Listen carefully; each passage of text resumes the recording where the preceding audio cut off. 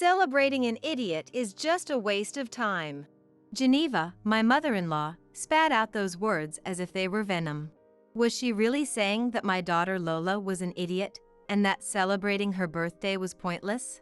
I couldn't believe it, especially since she had planned this birthday party herself. So for Geneva, today's party was never meant to be a joint celebration with Lola, it was all just an excuse to have her own birthday celebrated from the start. I glanced over at my husband Ned and saw his body trembling slightly. He must have been seething with anger too. That's what I thought when I looked at his face. But then Ned did something that made me doubt my eyes. Incredibly, he suddenly broke into a smile and agreed with Geneva's words. "You're right." I was stunned by his words and attitude.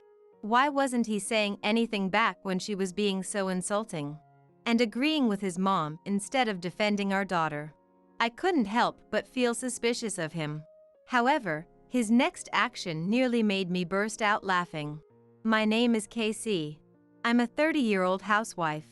3 years ago, Ned, who worked at the same company and was 2 years older than me, confessed his feelings and we started dating.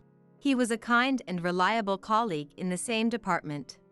Whenever I made a mistake, he would swoop in to help, and when he complimented me, he would do so with specifics. I was drawn to him, but he was also incredibly popular with the women at the company, so I had half given up on him. So when he confessed to me, I was over the moon. As we dated, I realized that not only was he kind and dependable, but he was also an incredibly sincere man. Plus, he surprised me by revealing that he had liked me since we first started at the company together. I was thrilled, and it made me like him even more, seeing how loyal he was. After 3 years of dating, the idea of marriage started to enter my mind. And then, amazingly, I found out I was pregnant with his child. I nervously revealed my pregnancy to him. "I'm not marrying you just because we're having a baby. I always intended to marry you. I'm going to love you and our child with everything I have. So let me propose to you properly."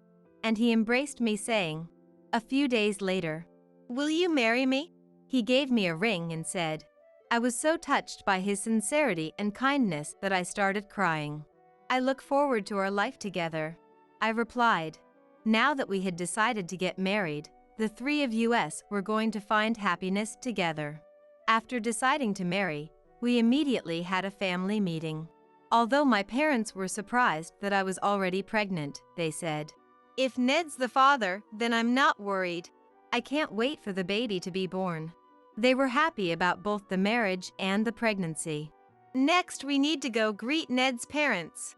Yeah, you're right. I thought I saw a hint of unease on his face, but I figured it made sense given we were going to announce both our marriage and pregnancy. While he had brought me to my parents' house several times, this would be my first time visiting his family home. When we arrived to greet his parents, there was a luxury car parked out front. "Casey, I'm sorry. Looks like my brothers are here too." "No worries, I'll be fine." I had thought it would only be his parents, so my nervousness increased a bit. But I felt strongly that as long as I was with him, it would be okay. More than that, I hadn't known he had brothers. He rarely liked to talk about his family, so I tried not to pry. "Ned, I didn't know you had brothers." "Oh, I have a brother named Braden who's 3 years older than me. He works at a securities firm now and is a really successful brother that I'm proud of," he said, seeming to genuinely admire his brother. We were let into the house and sat across the table from his parents and Braden's family. He carefully chose his words as he told them about our marriage and pregnancy. As a heavy atmosphere settled over the room, we made our request together. "Ned, you need to be a proper father for Casey and the baby," Reynard said with a kind smile, softening the mood in the room and putting me at ease. "Ned, congratulations." "Casey, if there's anything you don't understand, just ask." Braden and his wife also celebrated our news. I could tell he was relieved too. But that relief was short-lived as his mom Geneva's words froze the room again. "Braden had a proper wedding before having children. Braden does things properly, but Ned, you Geneva's voice was low and cold. I'm not marrying Casey just because we're having a baby. I always intended to marry her. You can say whatever you want. A shotgun wedding is disgraceful. Geneva, let's not talk like that. We just heard happy news about both their marriage and pregnancy. Reynard admonished Geneva, but the room remained chilled. However, the voice of Braden's son Roger broke through the icy atmosphere. Mom, can I play video games? You were just playing, remember? Come on, let's go play with Mom in the other room. Everyone, I'm so sorry about this. Caitlin, Braden's wife, opened the door and went into the next room with their son Roger. Oh, that's right. Grandma bought Roger a new video game. Saying that, she left her seat and headed over to where he was. From beyond the door, we could hear Geneva's happy voice and Roger's delighted squeals. Thanks, Grandma. I love you. Geneva, thank you so much every single time. You just bought him a new toy recently, too. It's fine. I do it because I want to.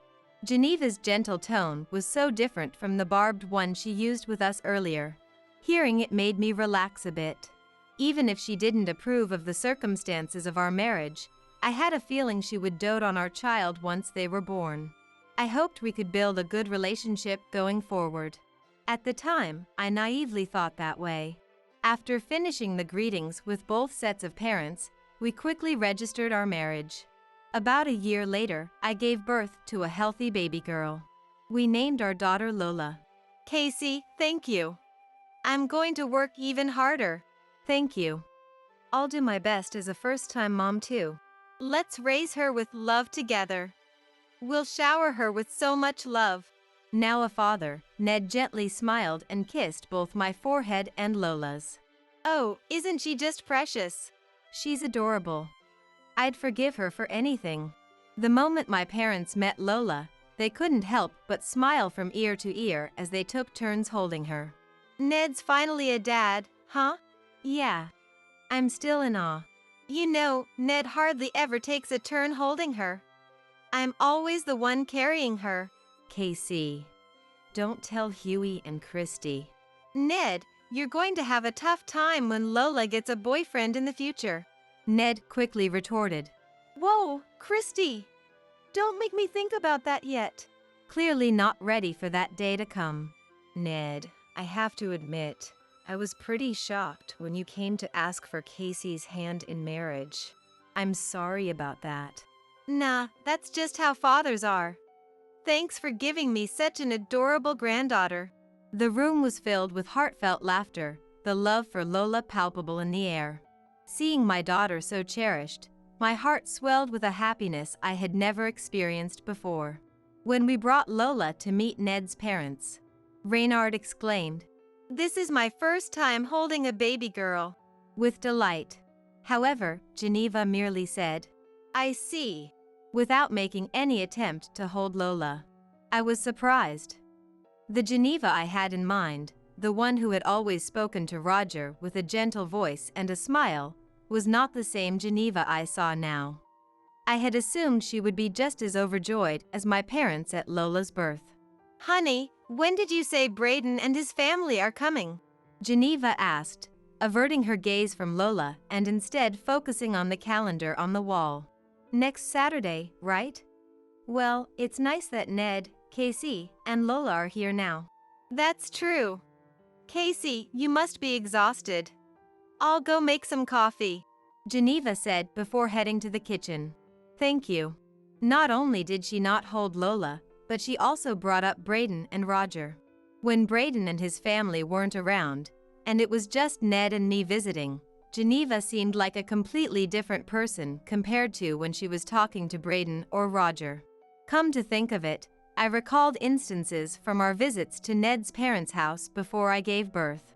When it was just him and me, we were never offered coffee, but whenever Braden and his family were present, there were always delicious pastries from a fancy bakery and high-quality tea. I couldn't help but feel that Geneva treated Braden and Ned differently. Each time we left Ned's parents' house, a slight uneasiness lingered within me. But Ned never said anything, so I convinced myself that I was probably overthinking it. I shouldn't jump to conclusions and assume we weren't welcome. Ned had taught me back. Don't make assumptions when you're working. When we worked together. Even though this was the first time we brought Lola and Geneva didn't hold her, I told myself, she must be busy. When Lola gets as big as Roger, I'm sure she will dote on her too. I chose to reassure myself with those thoughts. My uneasiness persisted, but we continued to interact with Ned's family. Why don't we all have a Christmas party together? Let's do fireworks together during summer vacation. Every year, we would gather at Ned's parents' house for lively celebrations during events like Christmas and summer vacation, thanks to Reynard and Braden's invitations. Lola was still young, and with nursing and feeding her baby food, her needs were different from the adults, so I was constantly by her side. Ned was also actively involved with Lola and supported me, so I didn't find the time spent at his parents' house to be unpleasant. Geneva, on the other hand, remained attached to Braden's son, Roger. I assumed that since Lola was still small, Geneva gravitated towards Roger, who was more satisfying to feed. Although I still felt uneasy about the way she treated Ned and Braden differently, there was nothing definitive, so I continued to interact with Ned's family. Around the time Lola turned 2, Reynard suddenly passed away. Ned and Braden were both quite devastated by his sudden death from a heart attack, and they both seemed to be desperately holding back tears. I was also incredibly saddened by Reynard's passing. I want to live long enough to see Lola in her school uniform, no, in her wedding dress. He had loved Lola and had once said. However, with Ned trying not to cry, I couldn't allow myself to shed tears either, so I held back the tears that threatened to spill. Amidst everyone's grief, Geneva seemed to be the most distraught. After the doctor informed her of his death, Geneva spent the entire night crying, refusing to leave his cold body. Braden had to take over as the representative for the funeral, as Ned was too grief-stricken to handle the role himself. After Reynard's funeral concluded, Geneva found herself living alone in the house she had once shared with her late husband. From the day after the funeral, she started frequently contacting Ned on his smartphone. He dutifully answered every call, listening attentively to her concerns and troubles. Her calls weren't just about venting, she also had daily requests for Ned, like picking up groceries, mailing letters, or changing light bulbs, tedious errands that never seemed to end. Despite his best efforts to meet her needs, the toll on Ned was evident. In just 1 month since the funeral, his face had become visibly worn and exhausted. Even during the couple's precious alone time after putting Lola to bed, her calls would interrupt, leading to fewer and fewer conversations between us. One evening at 10 p.m., Ned's phone rang with the familiar sound of Geneva's ringtone. "It's Mom again," Ned muttered, glancing at the caller ID on his smartphone screen. I swiftly took the phone from Ned's hand and answered it myself. "Geneva, I apologize for answering instead of Ned. He's currently working on some important documents for his job tomorrow. If it's all right with you, I'd be more than happy to listen and chat with you myself." "Casey?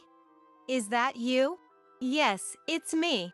For the next 30 minutes, I patiently listened to her array of complaints and stories. She started with grievances about the neighbors, eventually shifting to griping about various celebrities. Just when I thought she had exhausted all her complaints, Geneva launched into reminiscing about life with Reynard, praising Braden's accomplishments, and offering unsolicited parenting advice. "Casey, I'm so sorry for burdening you with all my venting. It must have been quite an ordeal." "It's okay, really. If anything, I should be apologizing for leaving you to handle Geneva all on your own until now. With preschool preparations settling down and Lola's health finally stabilizing, please let me take over handling Geneva's needs. Once Lola starts preschool, I should have even more free time." "Thank you so much, Casey. Marrying you was truly the best decision I ever made. But please, don't push yourself too hard. I appreciate that. I'll do what I can manage. I know work has been hectic for you lately, and you were so excited about leading that big project. I really want to support you in that. Thank you, love. Tomorrow, I'll pick up a tart from your favorite bakery, and we can enjoy it together. From then on, I took over fielding Geneva's various requests to lighten Ned's load. Oh, by the way, Braden and his family won't be able to visit this summer, so don't feel obligated to come either. I'm sure traveling with a young child in this heat would be quite a hassle, she mentioned one day when I dropped off some items she had requested. I understand. We'll plan accordingly. In the past, whenever we visited the in-laws for major holidays like Christmas or summer vacation, Braden and his wife would always join us. However, with Braden's family unable to make it this year, Geneva was essentially uninviting us as well. While I appreciated her concern for Lola's well-being, this became a recurring pattern. Whenever Braden's family couldn't attend a gathering, "It's perfectly fine if you can't make it," she would reach out to let us know. I didn't dwell on it too much, figuring that she was going through a challenging time herself and probably wanted some space and quiet. Visiting family less often might be a nice break for us anyway, I thought. Then one day, as I often did, I found myself at her doorstep with the items she had requested. Her shopping lists were never simple or quick to fulfill, if I'm being honest. At least 3 times a month, she'd ask for things like specialty bread from a superstore an hour's drive away or clothing pickups from a department store. Today's mission had been to procure pastries from a bakery in the neighboring state. After dropping Lola off at preschool, I made the long journey to get them. It was exhausting, but I couldn't bring myself to refuse her requests. I couldn't imagine the pain of losing your beloved spouse, and I worried that if I said no, the burden would fall back on Ned. Geneva, I brought the items you asked for. Oh, you're here already? I'll be right there. As she opened the door to greet me, I caught a glimpse of 2 gift-wrapped boxes through the crack. That wrapping paper, it was from a toy store. Seeing those packages, a sudden realization hit me. Lola's birthday was just 2 weeks away. Could it be that Geneva had thoughtfully picked out birthday presents for her beloved granddaughter? I started to believe that Geneva was trying to care for Lola too. Geneva is also trying to take care of us, Lola. That made me happy. Casey, keep the Sunday after next free, okay? That day was the day before Lola's birthday. I became convinced that Geneva was trying to celebrate Lola. Of course. The 3 of us will be there. I was so happy that I told Ned exactly what had happened today when he got home from work. Geneva is trying to celebrate Lola. I'm sure she went and bought a present herself. So Ned, is the Sunday after next okay? Let's have a joint birthday party for Lola and Geneva, whose birthdays are close. Yeah, let's do that. Ned thought for a moment and agreed. And I've been asked a favor by Geneva for that day. A favor? And on Lola's 4th birthday, our family headed to my in-laws' house, the venue for today's birthday party, with Geneva's favorite fancy chocolate cake in hand. One more favor Geneva asked of us was to go buy this chocolate cake. I want you to go buy the chocolate cake from that store. It's my birthday after all, so I want to eat something delicious. The store Geneva specified was an hour-and-a-half drive away. Moreover, the whole cakes are very popular and cannot be reserved, so there is always a long line every day. Anticipating this, we drove out early in the morning to buy the chocolate cake Geneva had specified. On Lola's actual birthday, we decided to save the character cake, and for the cake for Lola at the birthday party at my in-laws, I would bring one I made myself. Excuse us for intruding. Thanks, Ned, Casey. When we arrived at my in-laws' house, the Braden couple had already arrived, and my sister-in-law Caitlin greeted us. From the back, we could hear the cheerful voices of Geneva and Roger. Sorry we're late. It's okay, it must have been a hassle. Going all the way to buy a chocolate cake. Caitlin sympathized with us in a low voice, furrowing her brows. We and the Braden couple arranged the takeout we had bought on the large table, and the joint birthday party for Lola and Geneva began. In the center of the table, we set up the chocolate cake Geneva had specified that we had lined up early in the morning to buy, and the homemade cake for Lola. Inside the house, Braden was smiling softly. "Happy birthday, Lola and Mom," Braden said before the toast. "Thank you so much." And Geneva responded with a soft smile. As the meal began, Geneva sat right next to Roger, fussing over him attentively. "Would you like Grandma to get you some mashed potatoes? They're delicious." Even though Roger was already in 3rd grade, Geneva kept treating him like a baby. Caitlin watched with a wry smile. "Mom, Roger can eat by himself, you know." When Braden said that to Geneva, she replied with the same gentle smile. "Oh, it's fine. Grandchildren are precious, so let me dote on him." Speaking of which, Braden, you were already studying 2 grades ahead at this age, right? So I'm sure Roger takes after his dad and is gifted too. "Oh Mom, stop it." Braden's slightly embarrassed voice was followed by laughter from him and his wife. Seeing this, Lola looked like she wanted to say something, so I asked in a low voice. "What's the matter?" She whispered. "When should I give it to her?" In my ear. Actually, Lola had drawn a portrait of Geneva for today's birthday party. Geneva? Lola has something she wants to give you, is that okay? Go on Lola, give it to Grandma now." At my encouragement, Lola took out the drawing paper with Geneva's portrait from her backpack, walked over to Geneva. "Here you go," and shyly held it out saying. The paper Lola handed over was rolled up and tied with a ribbon. When the ribbon was untied, it revealed a portrait of Geneva with heart marks drawn on it. Neither Ned nor I had suggested the portrait as a present. Lola had spontaneously drawn it last night. "Do you think Grandma will like it?" Lola, who had come to show me the portrait she drew yesterday, had a face of pure enjoyment. I stroked Lola's head and replied, "Grandma will absolutely love it." Everyone there was smiling as they watched the scene of Lola giving Geneva the present. But the next moment, I couldn't believe Geneva's reaction. "Yes, thank you. Will you put it over there?" She didn't even bother to untie the ribbon, let alone accept it, and just pointed her chin towards the corner of the room. The air in the room instantly froze at that sight.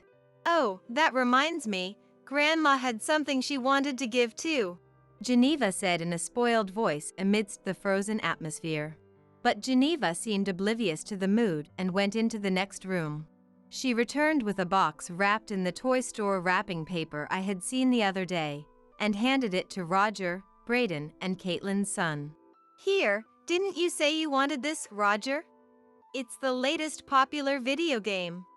Grandma went and bought it just for you." At Geneva's words and actions, the room erupted in commotion.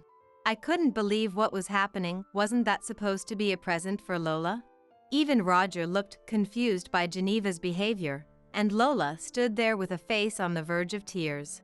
I silently went over to Lola and hugged her. "What's wrong?" "Look, it's a present from Grandma." Geneva spoke to Roger in a spoiled voice, but the atmosphere remained frozen. However, Ned broke that silence. "Mom, Roger's birthday isn't for a while. What about Lola? Doesn't she get anything? She came up with the idea and prepared it all by herself for you, but you won't even accept it or look at it. What are you thinking?" It was the first time I heard anger in Ned's voice, when I had only ever heard his kind tone before. Geneva laughed mockingly, and then began spewing out the emotions she had suppressed until now, as if exploding. "Why should I have to spend money on your child? I only want to spend money on smart children. Braden has always been smarter than you, ever since he was little. That's why I thought it was okay to spend as much money on him as I wanted. And I still feel the same way now. I want to do whatever I can for Braden and his son Roger. But Ned, you've always been dumb, haven't you?" Not only were you bad at studying, but you were also terrible at sports. I've always hated spending money on a fool like you. The money I spent on you has always been a waste, and it really frustrated me. I wanted to spend all the money and time I spent on you on Brayden instead. Spend money on the smart kid and don't spend money on the idiot. That's the smart way to use money. I finally realized that the uneasiness I had been feeling about Geneva was correct. Even just her words now had me quite angry, but the words she spat out next made me so furious I thought I might lose it. Celebrating an idiot's birthday is a waste of time. Geneva said it as if she was spitting out poison. Huh. What did you just say? Is she saying that Lola is an idiot, and that celebrating the birthday of an idiot like her is a waste? I can't believe she planned the birthday party herself and is now saying this. So for her, today's birthday party wasn't a joint celebration with Lola, but a party she threw from the start just because she wanted to celebrate her own birthday. I looked over at Ned and saw that his body was trembling slightly too. I'm sure he can't contain his anger, I thought as I looked at Ned's face. But Ned did something that made me doubt my eyes. You're right. Ned suddenly smiled and agreed with her words. I was shocked by his words and attitude. Why isn't he saying anything back when she's saying this much to him? Not only is he not talking back, but he's agreeing with her words. But Ned's next action almost made me burst out laughing. Ned suddenly started eating the expensive whole Mont Blanc cake from the famous store that Geneva had been looking forward to eating the most. Scoop after scoop, he ate half of it in no time. While Ned was eating the cake, Geneva was trembling and shouting, "Hey! Stop that right now!" But Ned didn't stop eating. And just like that, he quickly devoured the entire expensive chocolate cake. Ned, what are you doing? That was supposed to be my cake. Why are you eating it? Brayden, don't just stand there. Say something to this idiot. I've been looking forward to eating that for so long. This is too cruel. She shot a pleading look at Brayden and his wife, but they and their son Roger were staring at her as if she was some unknown entity. Ned opened his mouth to address the screaming Geneva. Celebrating an idiot's birthday is a waste of time, right? Some idiot eating this cake is even more of a waste, don't you think? So I did you a favor and ate it. Oh, and this whole birthday party was pointless to begin with. If it was just to celebrate your birthday, that is. How dare you speak to the mother who raised you like that? Geneva retorted furiously in response to his cold words. I frowned, thinking how she could possibly call herself the mother who raised him after discriminating against him so much. Raised me? You just used me as your personal punching bag to vent your frustrations. Whenever someone in the neighborhood insulted you or something you wanted to buy was sold out, you'd wait until Brayden wasn't around and hurl abuse at me. You've always compared me to Brayden and favored only him. But even though you discriminated between us, I never thought you'd do the same thing to my daughter. I knew you weren't an easy mom for me to deal with, but I truly believed you'd be a good grandma to Lola. That's the only reason I agreed to this birthday party. Me be a grandma to that child? Don't be ridiculous. The daughter of an idiot's son is bound to be an idiot too. Especially a child conceived from a shotgun wedding between an idiot's son and an idiot woman. Of course she'll be an idiot. I have no desire to be a grandma to such a stupid child. Why would I ever say I want to see her? She shouted, practically spitting with rage. I couldn't hide my disappointment. How could she say such terrible things? Not wanting Lola to hear any more of Geneva's words, I took her and Roger to a room in the back. Roger had an indescribable expression on his face. He simply stayed silent, gently stroking Lola's head as she cried. I'm sorry. You two stay here a little longer, okay? Saying that, I shut the door and went to stand next to Ned, who who was confronting Geneva. Hey, if that's how you feel, then why have you been summoning me over so much lately? You've had KC making calls and running errands too, but it's all been for trivial things. For someone who claims to want nothing to do with us, your behavior makes no sense. Menial tasks are a job for idiots, aren't they? I wouldn't dream of bothering Brayden and his family with such things. You should just shut up and do them, since menial labor is about all you're capable of. Despite her insulting words, he remained calm. He simply gazed at Geneva with ice-cold eyes and murmured, "So that's your true feelings, huh? Of course it is. If Brayden and his family aren't coming, I have no desire to deal with you idiots. I thought it would be a good experience for Roger to look after a child beneath him, which is why I called you over. But if the three of them aren't coming, I don't even want to see your faces." Geneva smirked arrogantly, crossing her arms. I held my aching head at the sight of her. Out of the corner of my eye, I could see Brayden and his wife struck speechless by Geneva's words. I see. Got it. KC, let's go home. Saying that, Ned started gathering their things. Ned, I'm sorry, man. I had no idea things were like this. Brayden apologized to Ned, who nodded deeply. It's all right, bro, it's not your fault. She's always been good at pulling this crap behind Dad's and your backs. Ned smiled gently at a pale-faced Brayden. That's right, Brayden. You have nothing to apologize for. You were the smart child, but that one over there was the idiot, and that's why things turned out this way. As Geneva said that, Brayden turned to face her and spoke in a clipped tone. Mom, no. I don't even want to call you Mom anymore. Caitlin, let's go home too. What are you saying, Brayden? Caitlin, don't just stand there. Say something.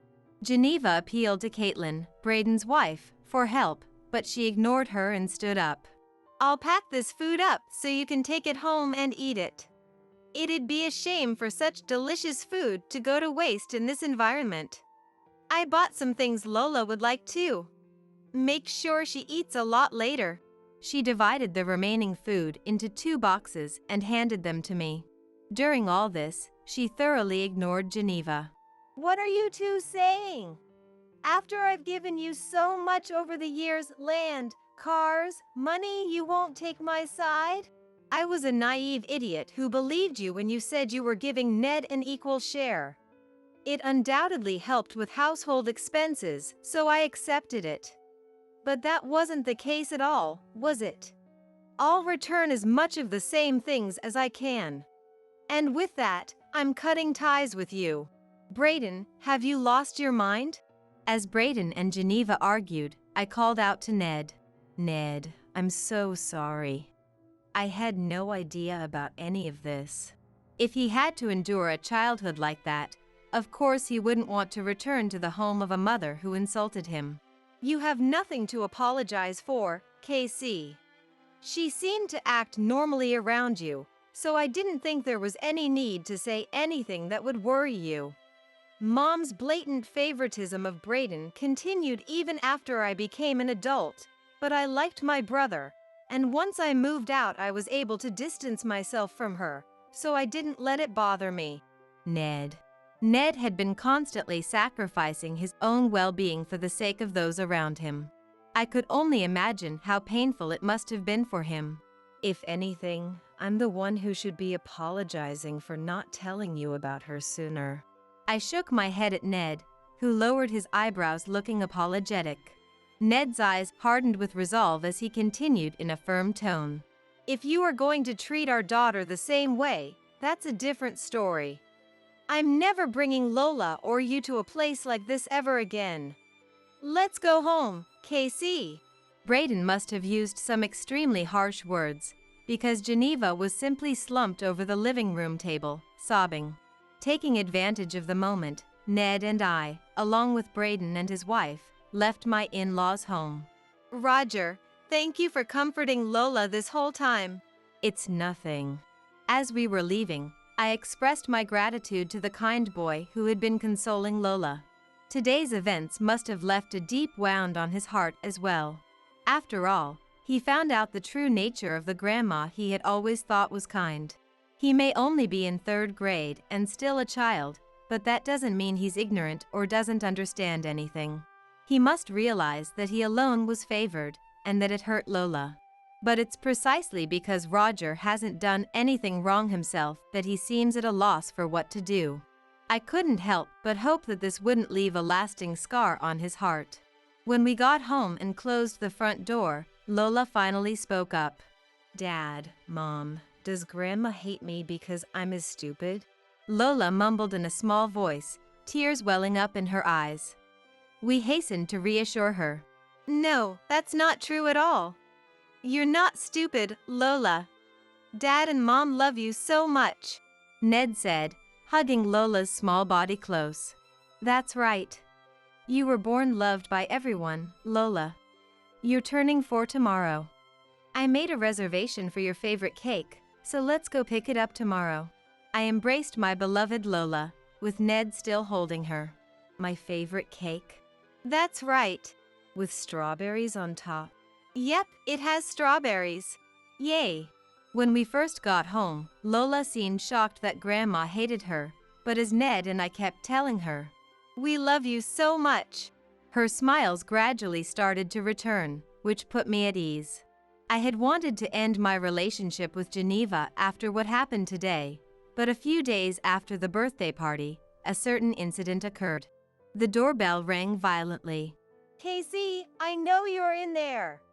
Won't you open up, please?" The doorbell kept ringing before 6 a.m. Rubbing my sleepy eyes, I looked at the door monitor and saw Geneva's figure on the screen. "What do you want?" "I'm telling you to open the door, so hurry up and come out." Thinking the commotion at the door would bother the neighbors, I headed to the entryway. However, I absolutely did not want to let Geneva see Lola, so I dealt with her outside without letting her in the house. "You finally came out.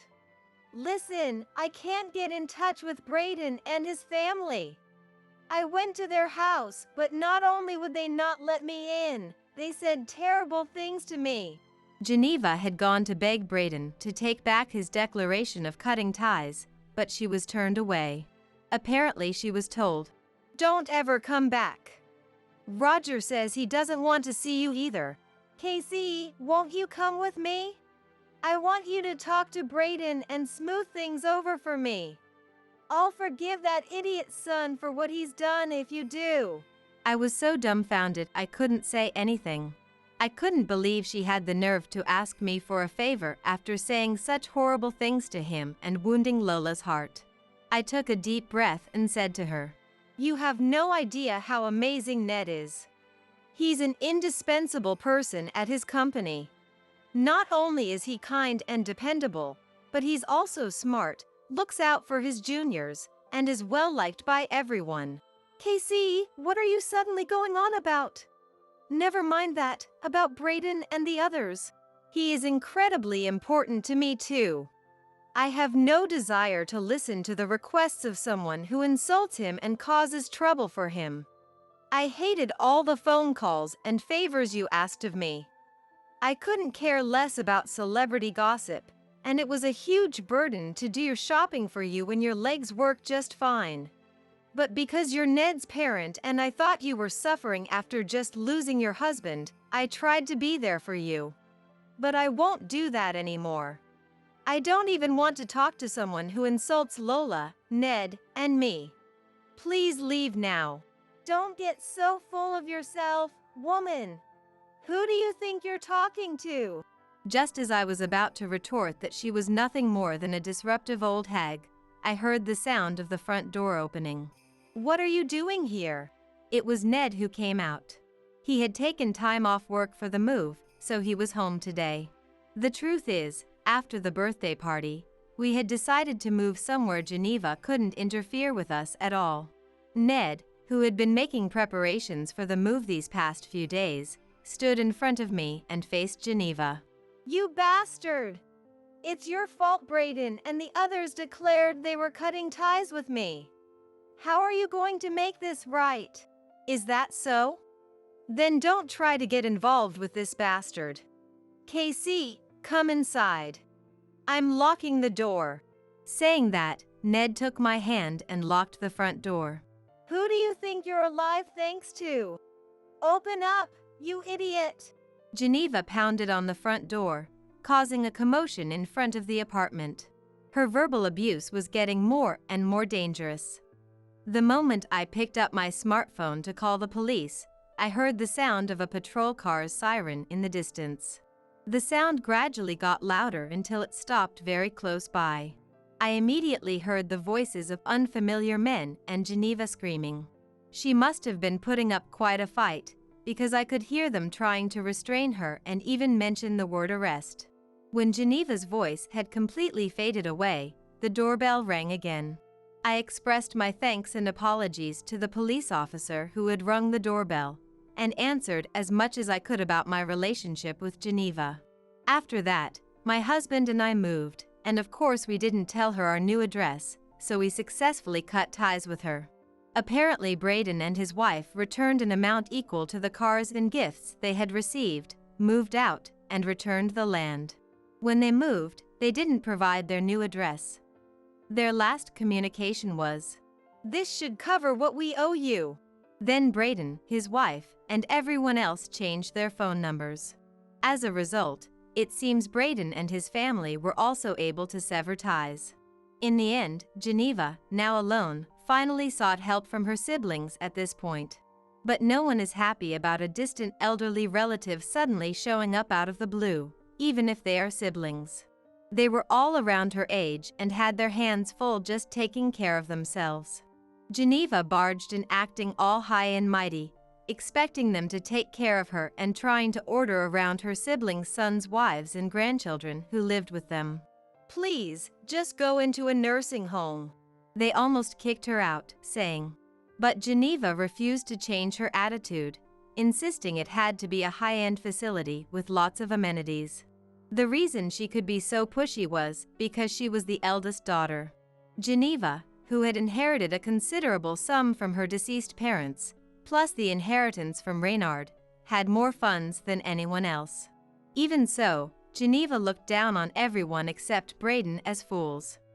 She hated spending money and pressured her siblings. "You're my younger siblings, so you all should take care of me," who had inherited the same amount, saying. In the end, Geneva apparently got into the high-end facility she wanted. But to the kinds of people who could afford such a high-end facility, she was an exceedingly vulgar woman they wanted nothing to do with. As a result, the other residents avoided her, and the staff apparently became her outlet. She complained in nasty ways about trivial matters, making herself hated by everyone and treated as a problem resident. But that quickly came to an end too. With no one willing to interact with her, and no family, siblings, or relatives ever coming to visit, her dementia progressed rapidly. She got to the point where she didn't even know who she was or where she was, which made her easier to deal with in a way. After that, Geneva's siblings changed the payment method so it was automatically deducted from Geneva's assets rather than paid by them. As long as she has money, it seems Geneva is living happily in the high-end facility. Today too, Geneva can't even remember Brayden, who was so important to her, and has reached a state where she simply spends all day in bed. As for Ned, after completely cutting ties with Geneva, he quickly rose through the ranks at work. Perhaps because he was freed from Geneva's curse of calling him a child who can't do anything and a foolish man, his complexion visibly improved.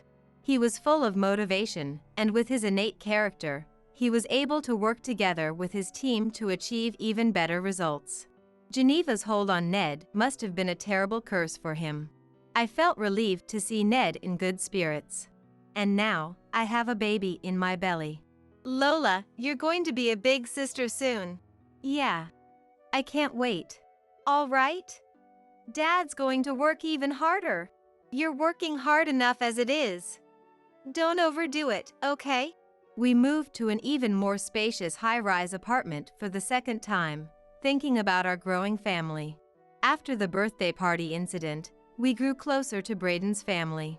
I thought they might cut ties with us too, but to Ned, Braden is his precious brother.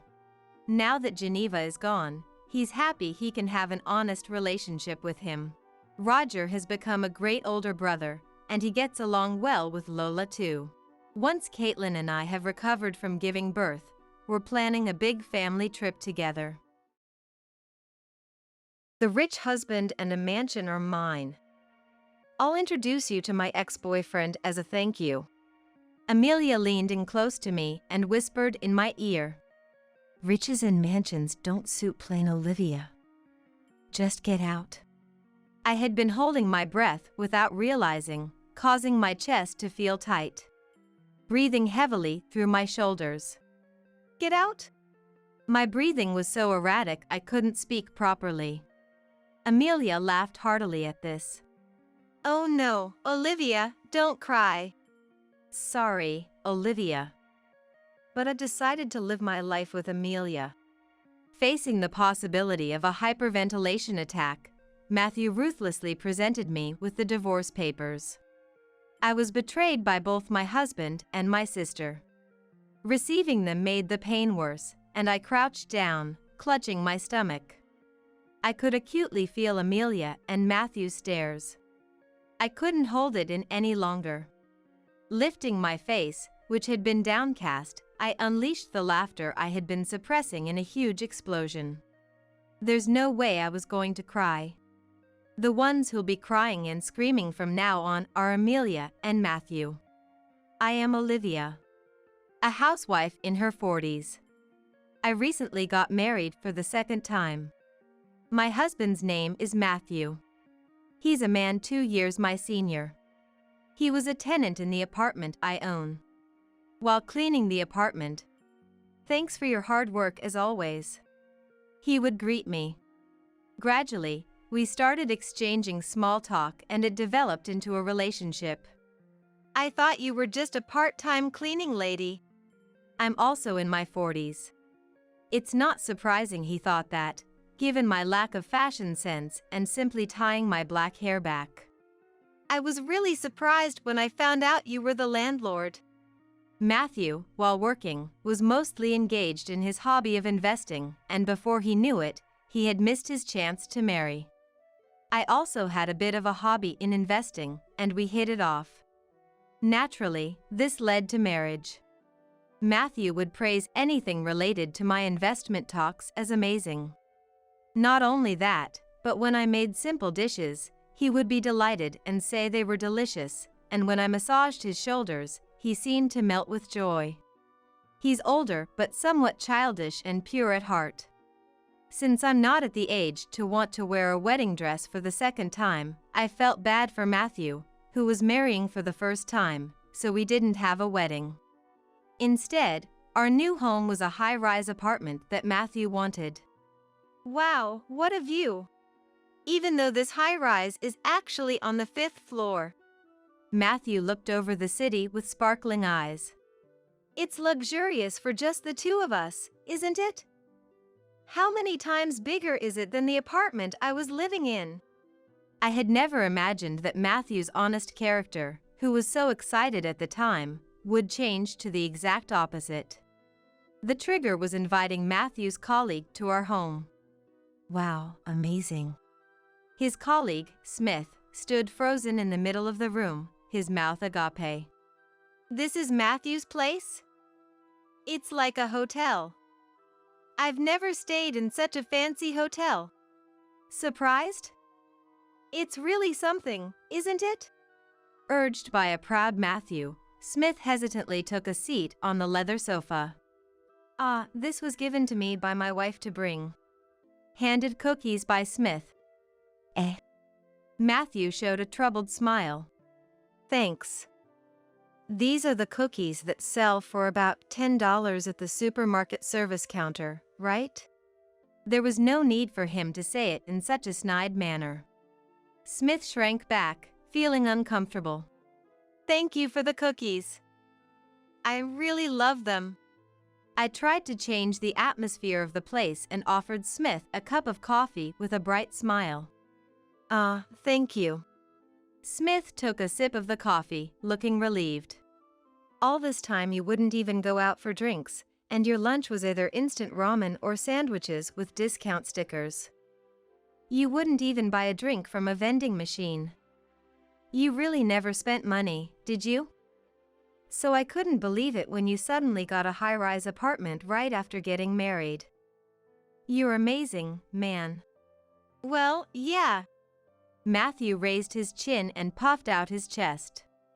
Who were those guys calling me a loser who couldn't get married? There's no one at the company making fun of me now, right? My bad. Your wife is lucky. Matthew and Smith were impressed. I was a bit concerned about Matthew's attitude, but maybe this is normal for conversations between men. Smith then lowered his voice. And added, the house is luxurious, but your wife is plain. That's because my wife didn't lose to you. I'm not only interested in cute girls like you. It's normal for a guy in his 40s to marry a woman in her 40s, right? A cute wife in her 20s is something out of a manga. I couldn't believe my ears. Both of them laughed as if they meant no harm. That's right. This high-rise has everything, even a gym and a fancy bar, not like the cheap bars you guys go to. I'll treat you to some drinks. With that, Matthew and Smith headed to the mansion's bar. In front of his colleague, Matthew had become overly confident. Just for today. Only for now. But from that day on, Matthew started to act more arrogantly. You went to that cheap supermarket again, didn't you? We're supposed to be upscale, you know. It's embarrassing, so stop it. Matthew frowned unhappily as he checked my purchases and receipts. What I hated the most was Matthew's evening drinks. He always sat by the window, drinking while looking down. The cars look like toys. And the people are so tiny. They don't realize they're being looked down upon, working down there. Matthew had completely changed. Buying discounted vegetables at the cheap supermarket and making stew together felt like a distant memory. I was beginning to harbor uneasy feelings toward Matthew. Then one day, when I came home, I saw a pair of high heels I didn't recognize in the entrance. I swallowed hard. Could it be that Matthew brought another woman home? Listening closely, I could hear laughter from a man and a woman coming from the living room. My palms were sweaty even though it wasn't hot. I tiptoed down the hallway like a thief. Peeking quietly into the living room, a woman with curly hair noticed me and raised her hand. Olivia. Welcome back. Sis? The tension I had been feeling instantly dissolved. The one drinking with Matthew was my sister, Amelia. The relief was short-lived as questions began to arise. I had told Mom about the marriage, but not about our new home. Amelia must have heard about the marriage from Mom, but I never expected her to just show up at our house. If you're married, you should have told me. I'm your sister, Olivia. Let me at least celebrate your marriage. Amelia, already drunk, leaned on Matthew's shoulder. It seems that Matthew had told Mom about our new home during the marriage introduction. I didn't want to tell. I had already warned Matthew that my family and I weren't on good terms. But when your future mother-in-law asks, "Where will you live?" it's natural to answer honestly. However, "Where will you live?" wasn't just small talk from Mom. She probably just wanted something to look down on me for. They must have laughed behind my back, thinking the high-rise apartment story was a huge lie. No, I was surprised. To think you actually live in a high-rise. It's so grand. It feels spacious and luxurious, completely different from our old family apartment. Well, yeah. This is high-rise quality for you. Wow, I'm jealous. Olivia, you're amazing. Even as she spoke, Amelia kept touching Matthew's arms and thighs. Matthew's smile grew wider with the blatant body contact. Olivia, you've come a long way from being a fast food wife. Matthew, making a face like a monkey, suddenly tilted his head. Matthew, didn't you know? Olivia's ex-husband worked part-time at a fast food place. Olivia used to go there a lot.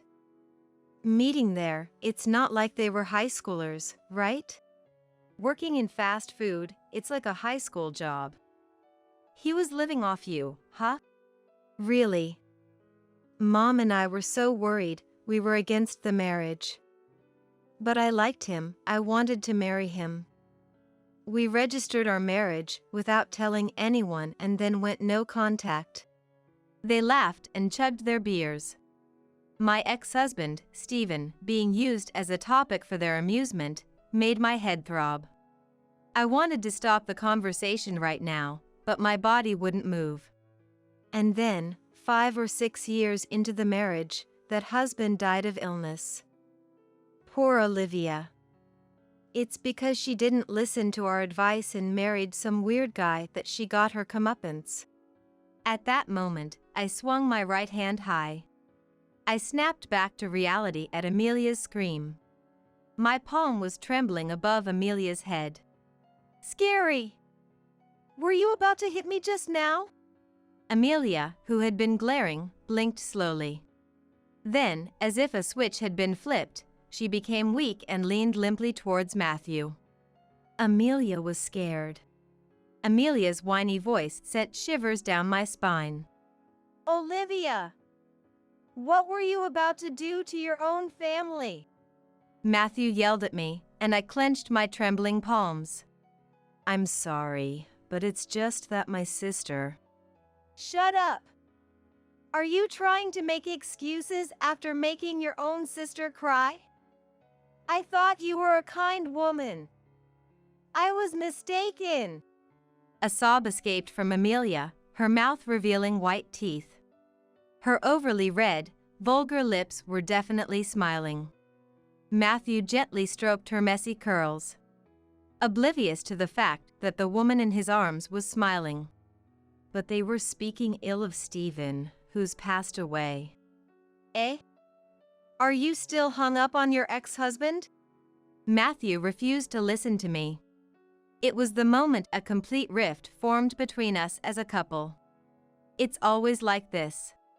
My family looks down on me and makes me the butt of their jokes. That's why I wanted to keep my distance. Amelia, who was always considered more attractive. While I was told, don't worry. You can have plastic surgery when you grow up. While Amelia enjoyed a lively student life with fashion and dating, I focused on my studies. I did so because Mom would praise me for getting 100 on a test. But after scoring 103 times in a row, it became expected, and I was scolded for missing even a single point. Olivia is so diligent with her studies. I'm proud to have such a smart sister. I bragged to my friends that you're studying hard now to save up for your future plastic surgery. I was often ridiculed by Amelia, who was not good at studies but led a glamorous life. Even now as an adult, do I have to be laughed at by my family? I'm not even allowed to defend Stephen, who has passed away. Worse, Matthew joined in laughing and blaming me, which was unbearably frustrating. A week has passed since then, but our marital relationship has only deteriorated. Matthew, who had been so fond of living in the high-rise, has been coming home late. He probably doesn't want to see me. He avoids our bedroom and languidly secludes himself in another room. In this large house, we barely feel each other's presence. It feels like the emotional distance between us is growing. I can't let this continue. With that resolve, I approached Matthew the next day after he returned from work. Matthew. It's cold today. How about we have some stew together? Matthew, who was about to head straight to his room, glanced at the dining table. Warm steam rose from the pot, spreading a comforting aroma. Ha! His response was cold. I don't want to eat something as common as stew. If you want to please me, serve something like caviar or foie gras. Despite having never eaten them, Matthew shrugged his shoulders in disgust. Then he looked me up and down and let out a heavy sigh. It's not you. My mistake. With those words, Matthew disappeared into his room. My mistake. The meaning of those words would soon become painfully clear. Welcome back. One day, I was greeted by Amelia in the entrance. She was in an unusually good mood, smiling brightly. Behind her was Matthew, scratching his head with a sarcastic smile. Amelia and Matthew looked happy, embarrassed, and seemed hesitant to speak up. What's wrong? Were you drinking and talking bad about me or Stephen again? No, you're being paranoid. As I went to take off my shoes. Ah, wait. Amelia stopped me. I'm sorry, but could you not enter this house anymore? That, you know, right? Matthew. Oh, yeah, Amelia, you say it.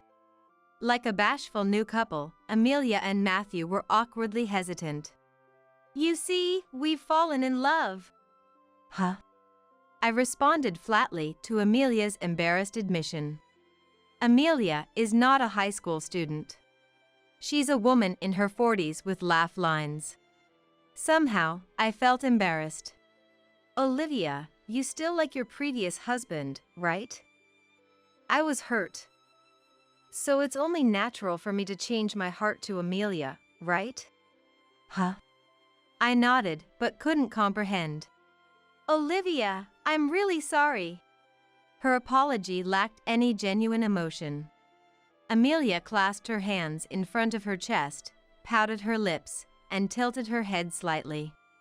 She leaned in close and whispered in my ear, "The rich husband and mansion are mine. I'll introduce you to my ex-boyfriend as a thank you." The overpowering scent of a strong toilet air freshener gave me a headache. Her bright red lips barely touched my ear, causing goosebumps to spread uncontrollably. It's okay, relax. That ex-boyfriend is also part-time. He likes those kind of losers, right? Riches and mansions don't suit plain Olivia. Just get out. With her foul breath on me, Amelia finally moved away. I was completely frozen. Amelia crossed her arms with satisfaction, puffing out her chest. Get out? I had unconsciously held my breath, making my chest hurt. Breathing heavily through my shoulders. Get out? My breathing was so erratic I couldn't speak properly. Amelia laughed loudly at this. No, Olivia, don't cry. Poor Olivia. Sorry, Olivia. But I've already decided to live my life with Amelia. As I was on the verge of hyperventilation, Matthew ruthlessly thrust the completed divorce papers at me. Receiving them made me even more distressed, and I crouched down, clutching my stomach. I could acutely feel Amelia and Matthew's stares. I couldn't hold it in any longer. Raising my face, which had been downcast, I let out the laughter I had been suppressing in a huge explosion. What have you been saying this whole time? Why do I have to leave? My sudden burst of laughter must have seemed abnormal. Amelia distorted her face and took a step back. But all the property is in my name? I said while wiping the tears from the corner of my eye. Amelia furrowed her brows in confusion, and Matthew gave a slight smile. Huh? Do you understand what being handed those divorce papers means? Matthew and Olivia are getting a divorce. You're the unwanted one here, so disappear. My rambling must have seemed like the talk of someone gone mad. Amelia's scent already filled the house. Looking down at her feet, I saw stockings discarded on the living room floor. I realized there was no place for me here anymore. Clinging to a house steeped in Amelia's scent seemed foolish. Why don't we just move to another house? No way. I've really taken to this high-rise apartment. Matthew coaxed Amelia with a relaxed smile. Whatever they were plotting, it was no longer my concern. Fine. I'll leave, do as you please. Amelia declared confidently with a smirk. Appreciate your understanding. So, Matthew and I will live in this high-rise apartment. Don't complain later, okay? Yes, be happy. Then I packed my belongings into a single Boston bag and left the room where I was supposed to enjoy a happy married life with Matthew.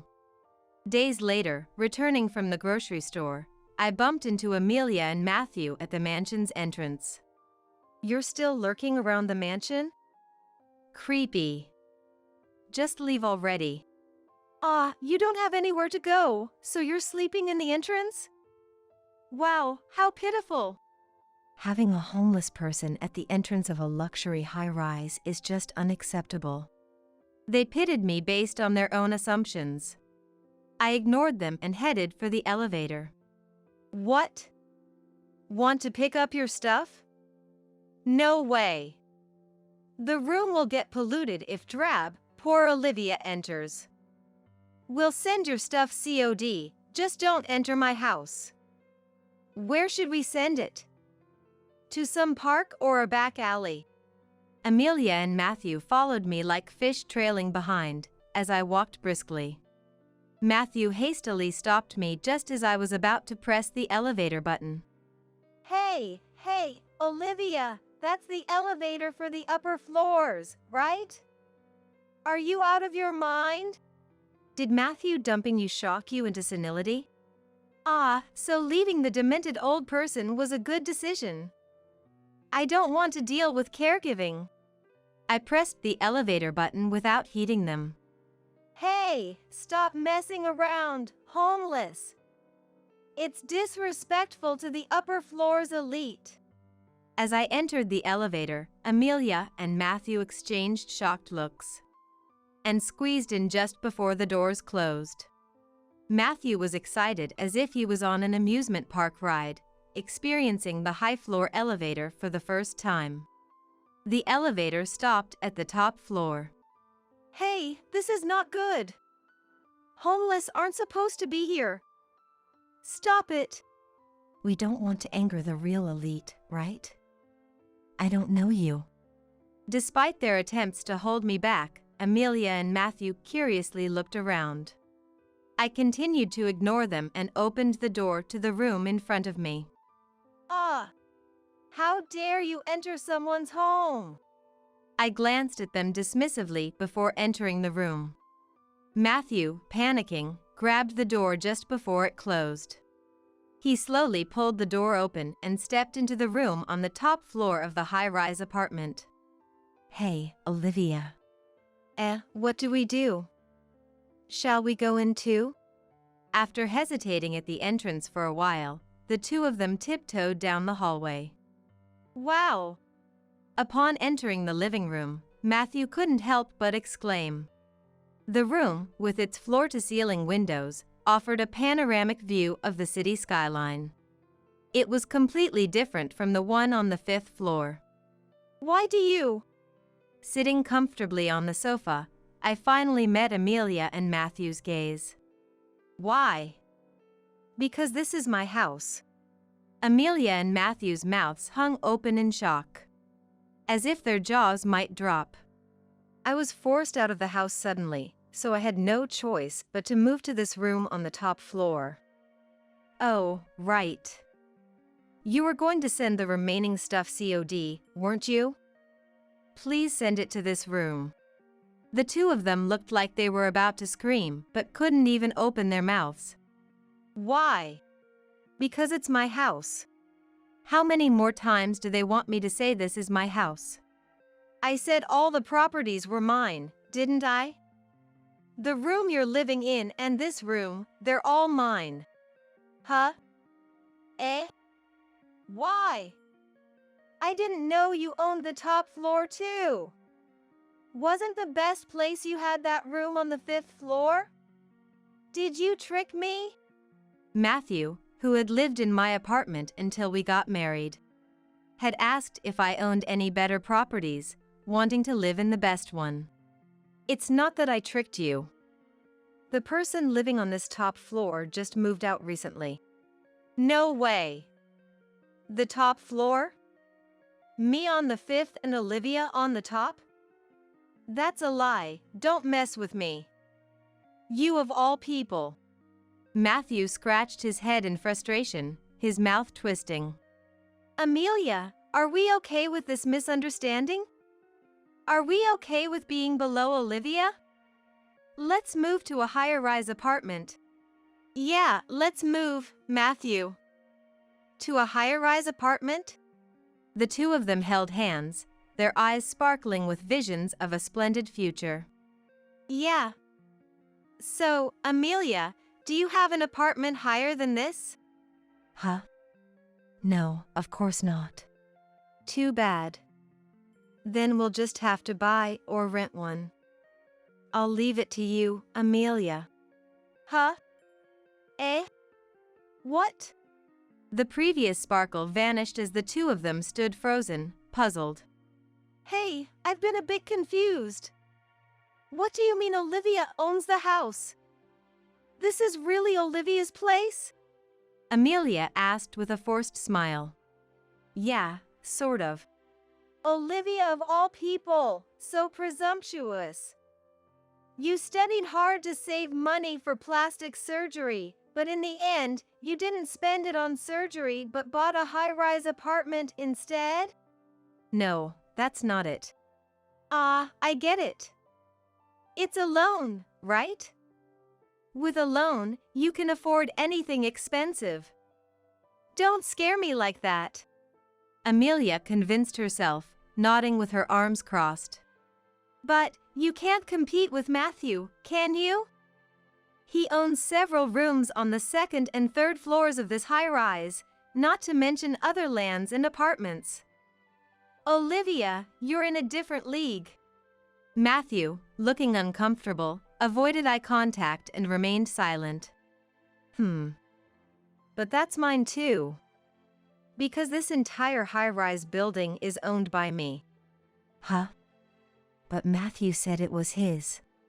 Amelia's desperate gaze turned to Matthew, who was visibly pale and distressed. Matthew, you're lying, right? Well, it's not exactly mine. It's ours as a couple. I clarified for Matthew, who was fumbling for words. It seems Matthew boasted to you about properties and lands under my name as if they were his own. Pathetic man. Lies, lies. The one who lied was Matthew. Amelia collapsed on the spot, overwhelmed by shock. Olivia of all people, this can't be true. Matthew, with an awkward smile, sorry, apologized. His straightforward apology hardly registered with the dazed Amelia. Unable to bear the heavy atmosphere any longer, Matthew broke into a forced laugh. Sorry. I own nothing. But my feelings for Amelia are real. I'll always be there to support Amelia. Matthew. Amelia's cheeks flushed slightly. Money or love? Surely that couldn't be what mattered. So, how much does Amelia own? Huh? Own what? Like lands or apartments. What? I don't own anything like that. Why? Amelia and Matthew furrowed and raised their eyebrows, displaying a pitiful confusion. Amelia is more loved by the parents than Olivia, so it's natural she'd be favored, right? What about the apartment you inherited from Dad? Inheritance? What are you talking about? Did you somehow lose all the apartments you inherited? What are you even talking about? Amelia yelled, and finally, the two fell silent. They made funny faces at each other, opening their eyes wide, twisting their mouths, and baring their teeth as if in a staring contest. Ha ha ha! I lost this staring contest. Matthew, seems like you misunderstood. The reason I own so many apartments and lands is indeed due to inheritance. You can't buy 1 or 2 high-rise buildings just by studying hard. But it's not from Dad's inheritance. Amelia and Matthew swallowed hard. It's inherited from Stephen. Amelia looked puzzled for a moment, but then burst out laughing. Stephen, the part-time fast food worker? That's right. But he wasn't a part-timer. I had explained to my family when I decided to marry Stephen. It's true we met at a fast food restaurant, but Stephen was not a part-timer there. He owned the land on which the fast food restaurant stood. It was a mystery how they ever interpreted it as him being a part-timer. No matter how much I corrected them. Yeah, part-timer in your prime years. They laughed. Stephen was a rich landowner with wealth passed down through generations. I simplified it for Amelia, whose eyes nearly popped out. He was rich enough to live off his wealth without ever working at a fast food joint.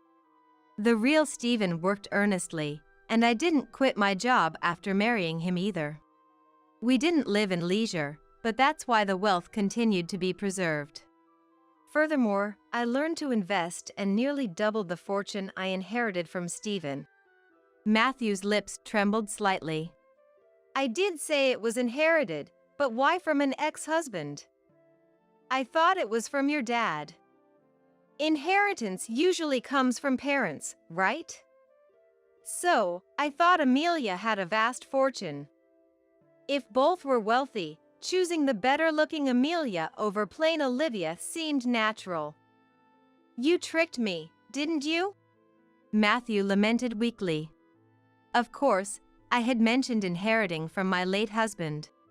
Why do those who make assumptions jump to conclusions so hastily?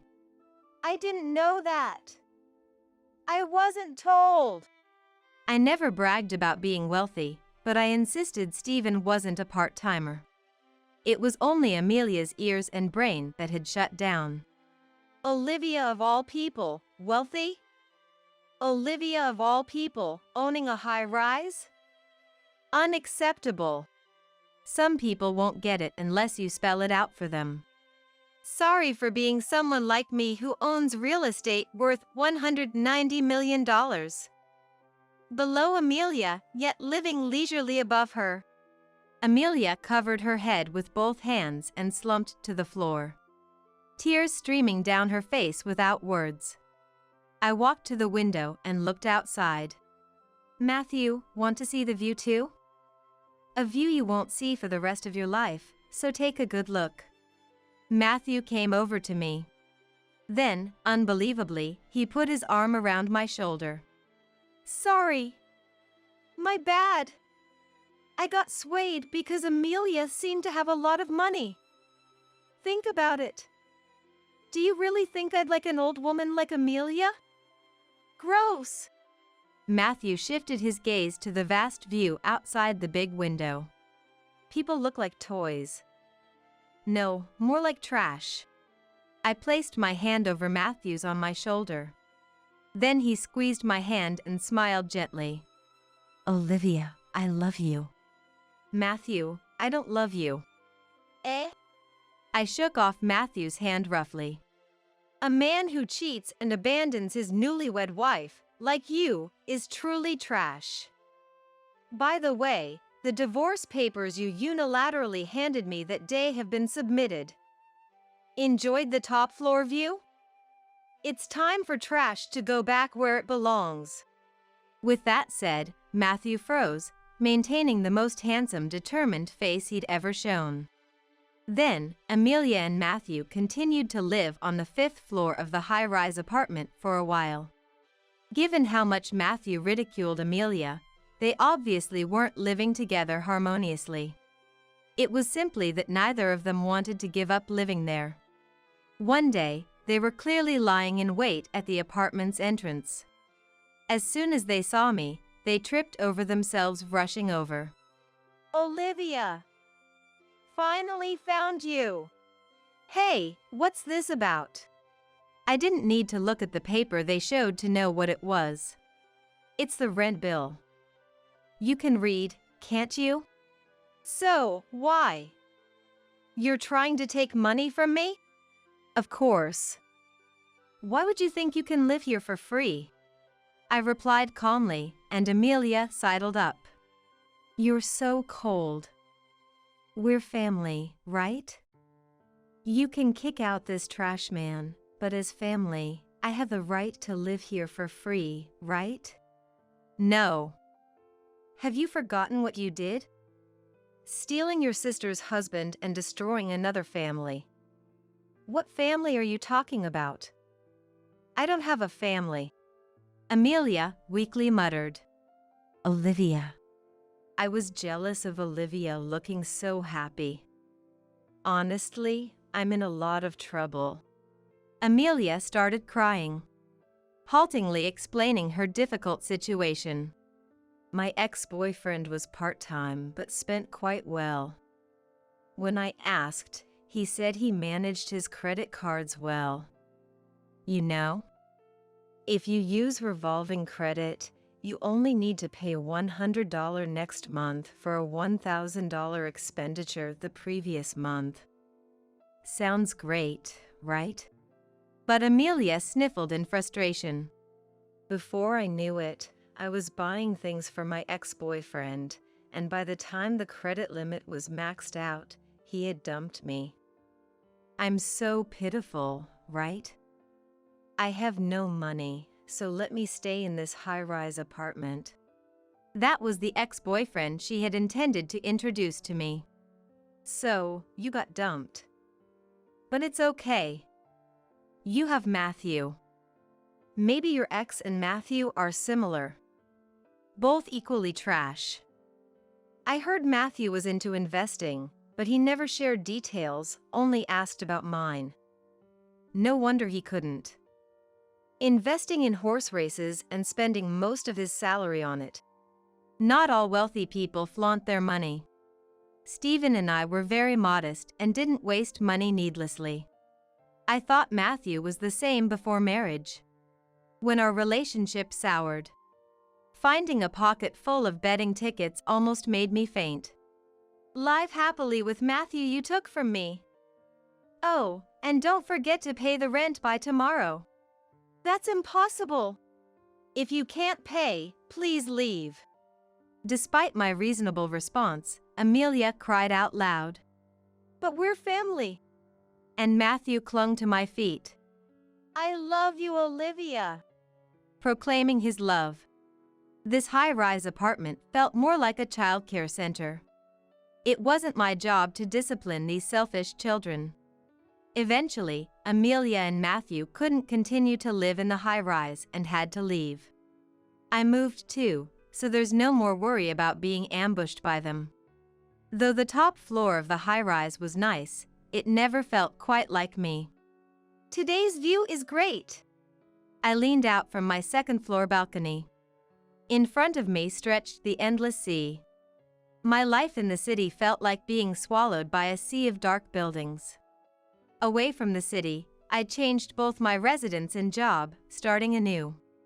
Neighbors share vegetables and seafood. I have congenial colleagues at work. Life doesn't necessarily need parents, siblings, or a spouse. It's enough to spend time with people you like. Even without a family, I'm perfectly happy alone. Come to think of it, Stephen also loved the sea. I'm happily single.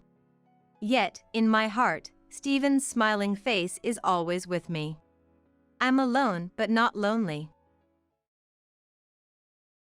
Don't leave the TV on, and either turn off the lights in the living room or your room. Got it, got it. I'll make sure to save electricity. I left the house to go shopping far away. Whether leaving or staying at home, we as a family are committed to saving energy, like remembering to turn off lights and setting the air conditioner to the right temperature. Today, like always, we reminded each other in the family, and I went out. However, a few hours later when I returned, our dear home had completely changed. Since you love saving so much, I'll save electricity for you. The sound that echoed maliciously was Amelia's laughter. Amelia, who sneaked in secretly, had turned off our home's breaker, causing a major problem. The reason she did this? My name is Emma.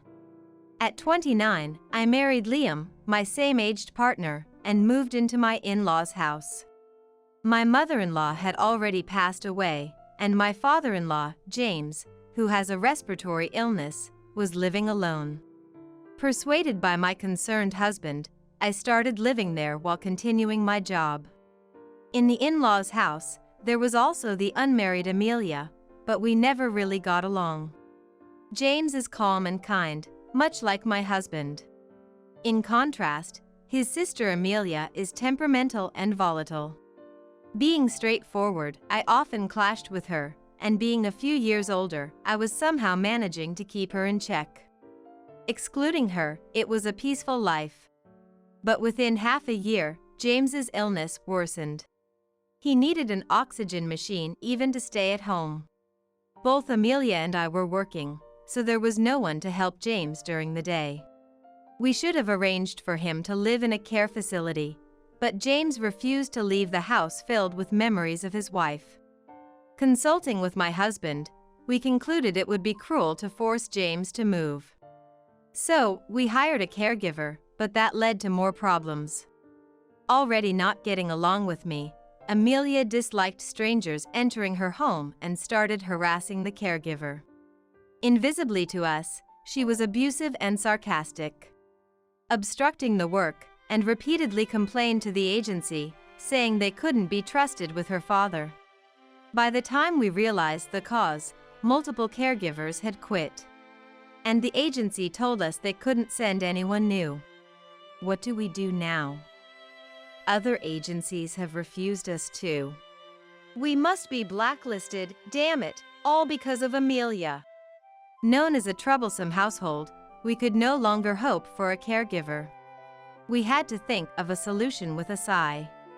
Amelia, always self-centered, had isolated herself from the family. My husband, as her brother, tried to correct her, but it only led to fierce arguments, and he eventually told her to move out and live independently. But Amelia, angered by such reprimands, started complaining to me, as I was less intimidating than her brother. You're a daughter-in-law now, so you should take care of him, Emma. Liam can't quit his job, being a man, but you're different. Overheard by my husband, this sparked another argument.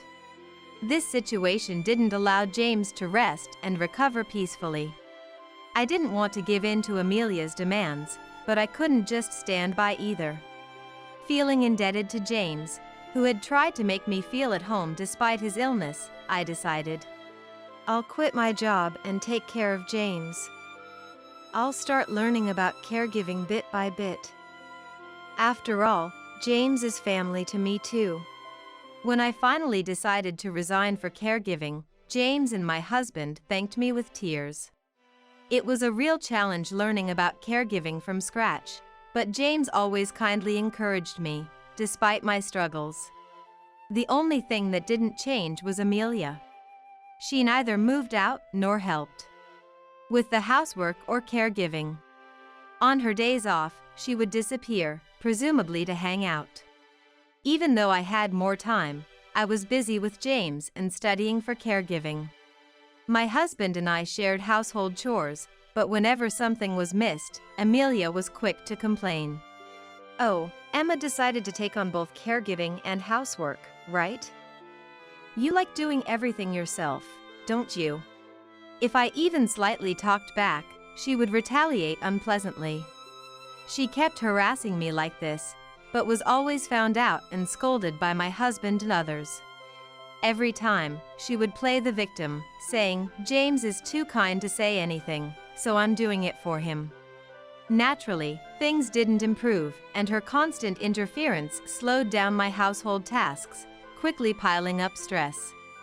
I'm truly grateful to the caregivers who managed to smile and care for James despite her meddling.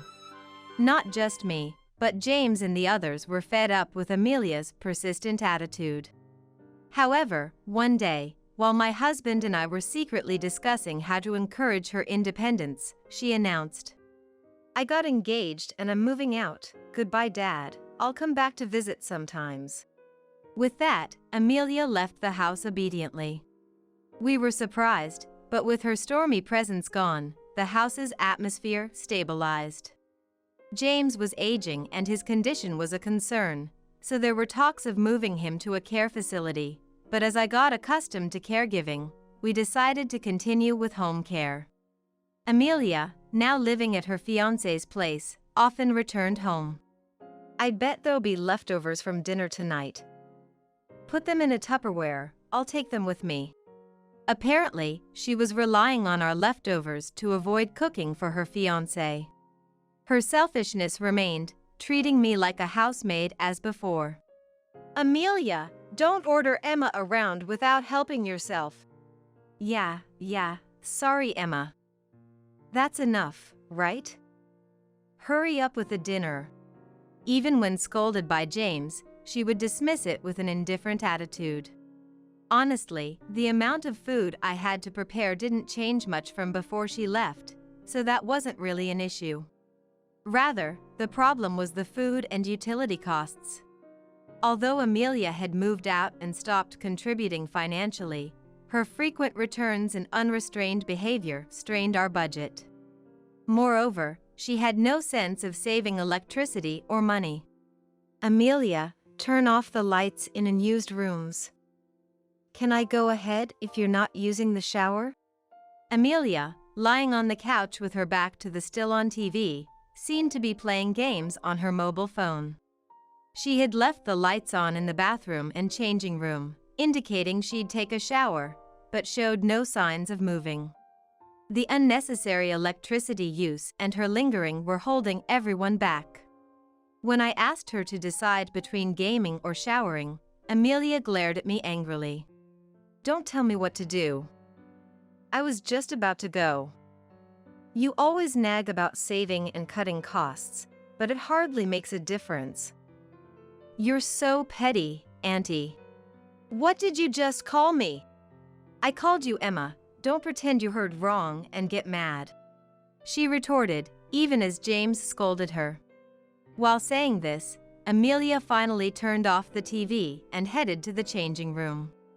She always complained, but at least she listened to what was said. However, having worked for years and having a fiancé, her mindset remained that of a rebellious child. I had stopped expecting her to act her age. Though I didn't mind it, our relationship with Amelia didn't improve even after she left home, remaining tense. I had hoped that saving money could be a common ground for our family, but that too seemed unlikely. One day, I was driving to a large shopping mall in the suburbs, away from home. I was running an errand for James. James wasn't unable to go out, but he needed to carry a portable oxygen tank when he did. For the elderly James, carrying the heavy tank, even with a carrier, was burdensome, and the visible tubes made it obvious he was on oxygen therapy. Tired of being pitted by acquaintances saying, "Poor thing," each time they saw him, James preferred staying home. There were often errands, but my husband usually handled them when he was home. Being careful not to leave James alone, this time I had no choice but to leave him for the errand. I was worried, but James wasn't helpless. He only needed the tank for breathing. He was still capable of doing quite a bit by himself. While it's important to be mindful of saving electricity, I asked him to use the air conditioning as needed, and I set off for shopping. I completed the shopping without issues and returned home with the groceries a few hours later. I had left in the late morning, but now it was evening. Before entering the house, I picked up my mobile phone. There might be a message from my husband about dinner. However, what I saw on the screen shocked me. Huh? There were numerous missed calls. From my husband, James, and the general hospital where James goes. A cold sweat broke out on my back. While driving, I had switched my phone to a mode that wouldn't ring. And in my rush to get home early today, I forgot to switch it back, unaware of the incoming calls. A sense of foreboding crossed my mind. First, I tried calling back my husband, but the phone just kept ringing without connecting. Growing more anxious, I then tried James's number, but there was no answer. As a last hope, I called the hospital. A receptionist answered, and trying to stay composed, I asked about James. James is currently hospitalized. I can't provide more details over the phone. Could you please come to the hospital? After being transferred to several departments, I was informed of this and froze. I quickly replied, "I'm on my way," and hurriedly turned the car key, restarting the engine. The car was filled with urgency. As if reflecting my anxiety, the roads were congested. James had been fine when I left, waving goodbye as usual. I regretted leaving him alone, wondering how he could have been hospitalized so suddenly. Arriving at the hospital, I headed to the directed room. Walking down the tense corridor, I quietly opened the door, and there sat my husband, who had been unreachable. We looked at each other in surprise. But he explained that he was at the hospital waiting for James's tests, which is why he couldn't answer the phone. I couldn't answer the phone either, I'm sorry. That's okay. So, how is James doing? He prompted me to look at James, who was sleeping in the bed.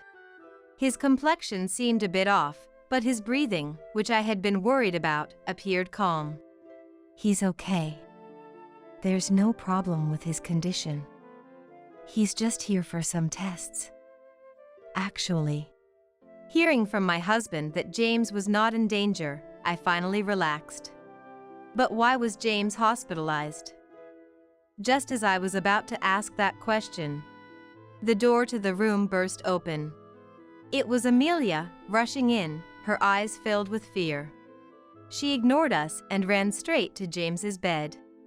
Seeing him lying there, she let out a loud scream. "What happened?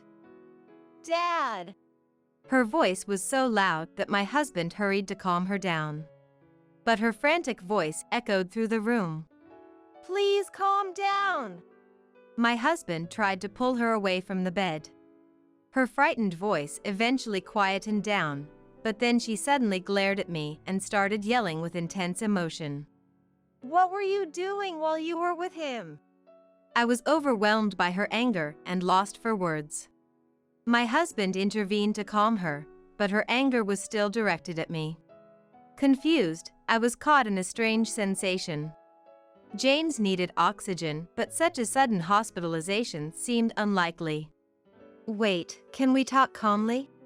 My husband turned to us with a calm voice, explaining what he knew. James was transported here because the power to his oxygen device had turned off. After I left, James had been sleeping in his room, but during that time, the power went off. Awoken by breathlessness and trying to turn the device back on, it wouldn't work, and he couldn't reach me or my husband. James connected a portable tank and managed to calm down, but he was anxious about waiting for us to return. Feeling a headache, James decided to go to the hospital, but we usually drive him, so he had no way to get there. He tried to call a taxi, but his hands were trembling, making it difficult to dial. So, James went to ask the neighbors to call a taxi for him. The neighbor who came out to the entrance screamed upon seeing James. He was taken to the living room, laid down, and cooled with ice packs while waiting for the ambulance. That's when James realized he had gotten heat stroke. After that, thanks to the appropriate treatment at the hospital, James's condition stabilized and he was safe. My husband heard from the doctor that James might not have noticed the heat due to his age, and he thought the trembling hands and headache were just symptoms of aging. Because James had convulsions, he was immediately treated and hospitalized for testing, leading to the current situation. After hearing this explanation from my husband, I asked him a daring question. It's unlikely that the power source for the device wouldn't work. Didn't we install it in a place where the plug couldn't be accidentally pulled out? My husband furrowed his brow and seemed deep in thought. Amelia remained silent during this time, but her face was visibly pale. That's right. It's impossible for it to come unplugged on its own. I went back home to check, and the plug wasn't out. Then how? I was even more confused by my husband's words. He had returned home to prepare for the hospital stay, and found that although the power was off, the plug was still connected. He then looked sternly at Amelia. It was clear she was hiding something, but I couldn't understand why he was so angry. Suddenly, my husband shouted at Amelia. You cut off the breaker, didn't you? Say something. Amelia jolted, beginning to tremble. She tried to say something, but only inaudible sounds came out. Then, my husband pulled something out of his pocket. The hospital had tried to contact me, my husband, and Amelia several times, but my husband was the first to get through. When he returned home for the preparations, he immediately sensed something odd. As soon as he opened the door, a wave of incredible heat hit him. The lights in the entrance hall didn't work. Realizing this, he checked around the house and found all electrical appliances were off. He rushed to check the breaker, and as expected, the switch was turned off. Surprised and suspicious, he wondered why this happened. There was no event like a lightning strike to cause the breaker to trip, and no other houses seemed to be affected by a power outage. However, he then remembered something. Our house had several security cameras installed. Before we got married, a burglar had broken into the house, and James had installed them for my mother-in-law's peace of mind. Even though we were saving money, these were kept for everyone's safety, and we weren't allowed to remove them. Footage up until the power outage should still be there, my husband thought, so he quickly restored the power and checked the recordings. I have the footage here. I transferred it to show both of you. In the hospital room, my husband took out his mobile phone. He showed us the transferred footage. The first thing shown was the familiar view of our house's entrance. A few minutes after I left, Amelia appeared. I was surprised to learn she had come to the house and involuntarily glanced at her. She entered the house using her key. Unlike her usual noise, she looked around suspiciously, almost as if she was checking if I was away. My husband then switched to the footage from a camera inside the entrance. The breaker in our house is located near the ceiling above the shoe rack. Amelia climbed onto a chair meant for wearing shoes and opened the breaker's cover. What are you doing? Even though I knew what was coming, I couldn't suppress my scream. The camera had sound recognition, so along with the movement noises, her dreadful whispering was recorded. This is the breaker, right? If the fridge stops, Emma will calm down a bit. Her malicious laughter echoed in the silent hospital room. I'll save electricity for you, your favorite. After that, the footage ended due to her turning off the breaker. We were all speechless and motionless. If the breaker was off, of course, the whole house's power supply would stop. The contents of the fridge must have spoiled in the hours before my husband noticed. Her frantic behavior when she rushed into the hospital room suggested she hadn't realized her actions could endanger James's life, a very malicious way to punish me. However, her reaction was unbelievable. It's because you're always nagging about saving electricity. Without any signs of remorse, and with tears in her eyes, Amelia started justifying herself. I didn't know James was home. I thought he had gone out with you. It's your fault for leaving him behind. She kept repeating I had no idea this would happen. Contrasting her tearful self-defense, I was filled with anger. breaking in like a thief and turning off the breaker. It's a miracle he survived. What if something had happened to Dad? I couldn't help but blame Amelia, but she shouted back at me in defense. But it's your fault. It's because of you that James is in this situation. Her accusations pierced my heart. Indeed, I shouldn't have left James alone. Was it my mistake to leave him, thinking going far would be a burden? The tension in the hospital room was palpable, then suddenly broken. Be quiet. James, who was supposed to be sleeping, scolded her sternly. He couldn't raise his voice much due to his illness. Being inherently calm, his outburst surprised us all. All three of us turned to him in unison. Do you realize what you have done? You've caused trouble for everyone and nearly killed me. Emma is not to blame. James's eyes were filled with anger and disappointment. His tone was stern, unlike his usual gentle demeanor. Awakened by Amelia's screaming and commotion, he had heard everything, including the surveillance camera discussion.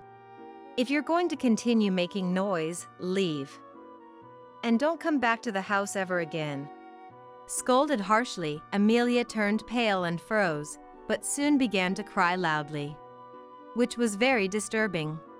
She apologized to James, but he insisted she leave, and my husband escorted her out of the room. James was discharged just a few days later. When we went to the hospital to pick him up, he greeted us with a smile, seemingly recovered. However, upon returning home, Amelia was waiting at the front door. She hadn't shown up in front of us since that incident.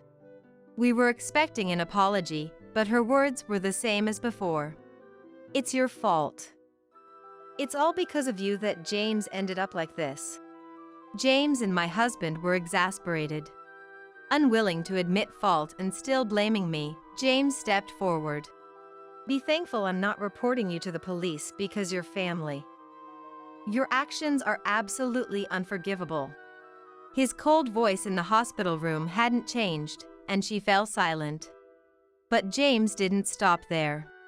He seemed to despise her from the bottom of his heart. It's disownment.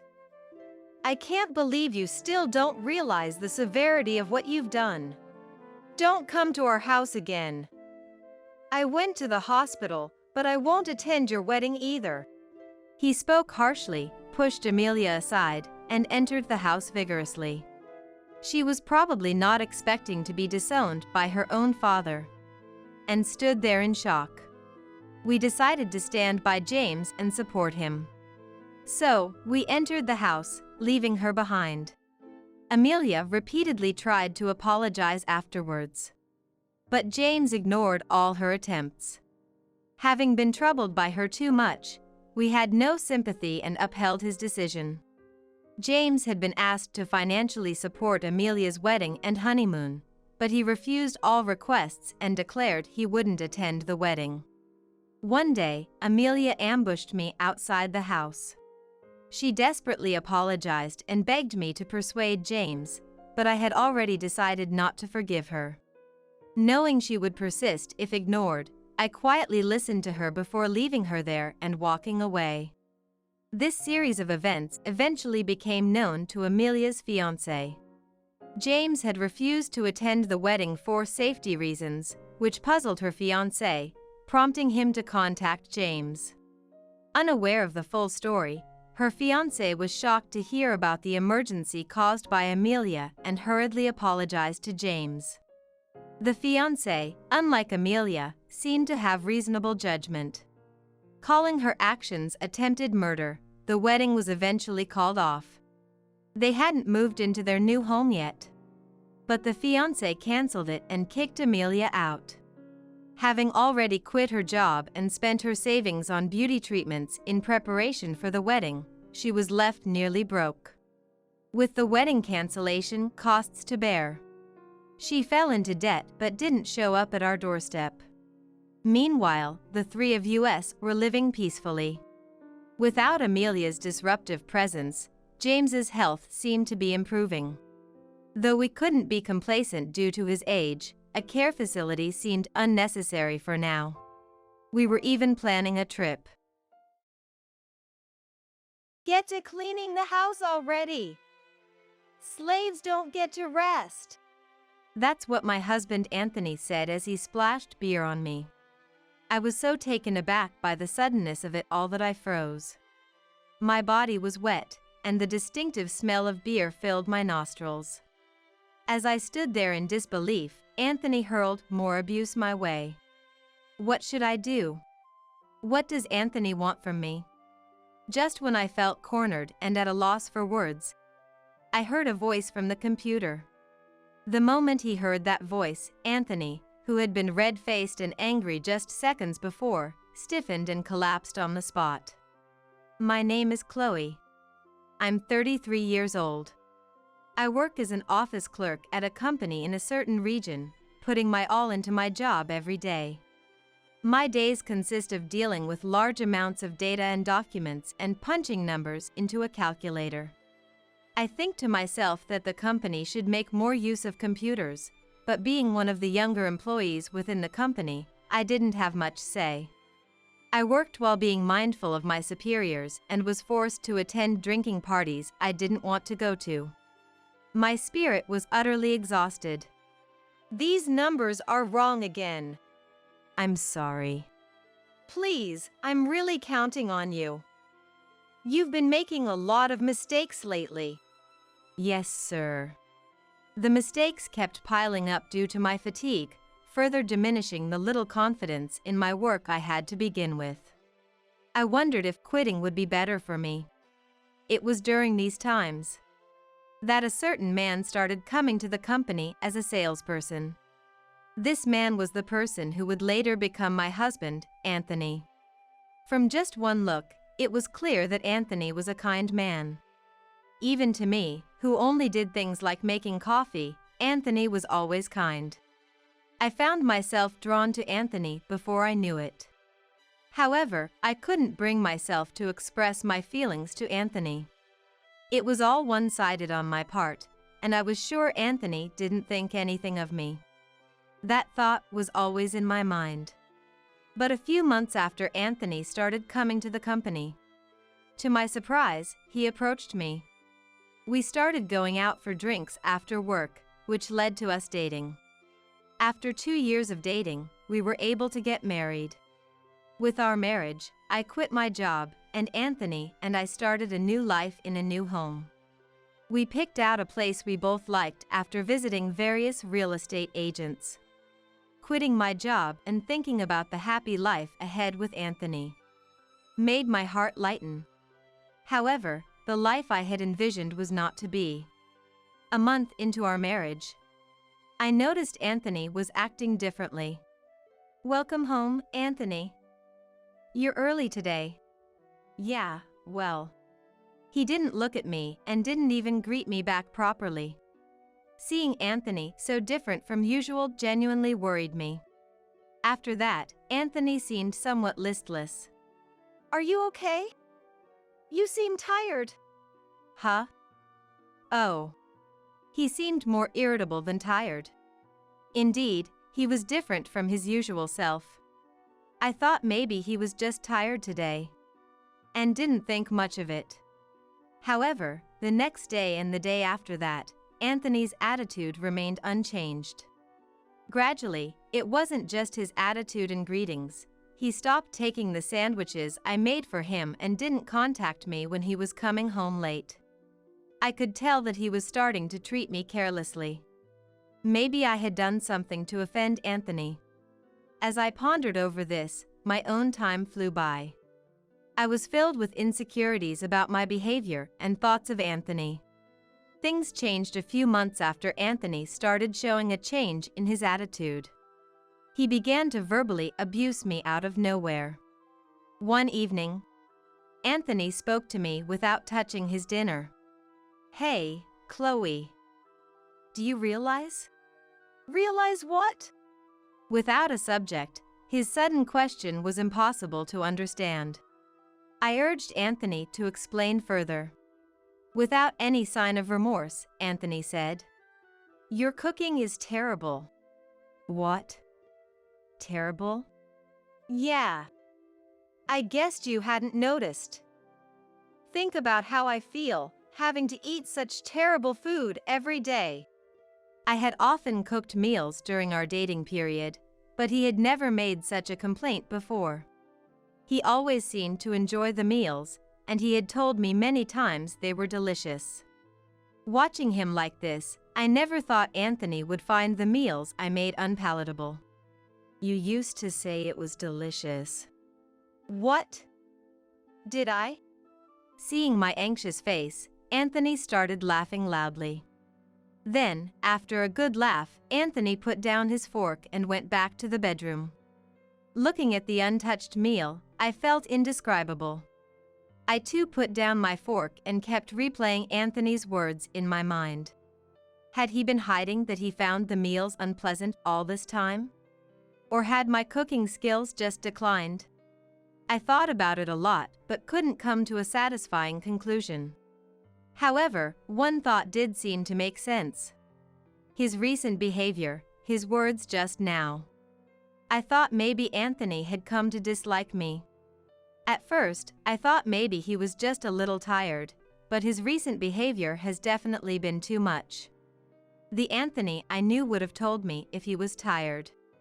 It must be so. But that would mean I did something to make him dislike me. However, I can't think of anything that might have caused it. My doubts about Anthony only grew. Then, another 2 months passed. Day by day, Anthony's attitude worsened, and the Anthony I knew during our dating days seemed to have disappeared completely. He verbally abused me daily and made a point to show his irritation by making noise. Do you even know how to clean properly? Clean? Yeah. You haven't done the bathroom or the toilet, and the living room is filthy too. I always tried to keep the house clean, doing the bathroom and toilet cleaning daily.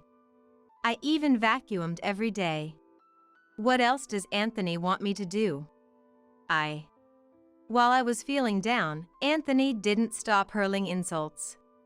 What hurt me the most was him saying, "Why did I even marry a woman like you?"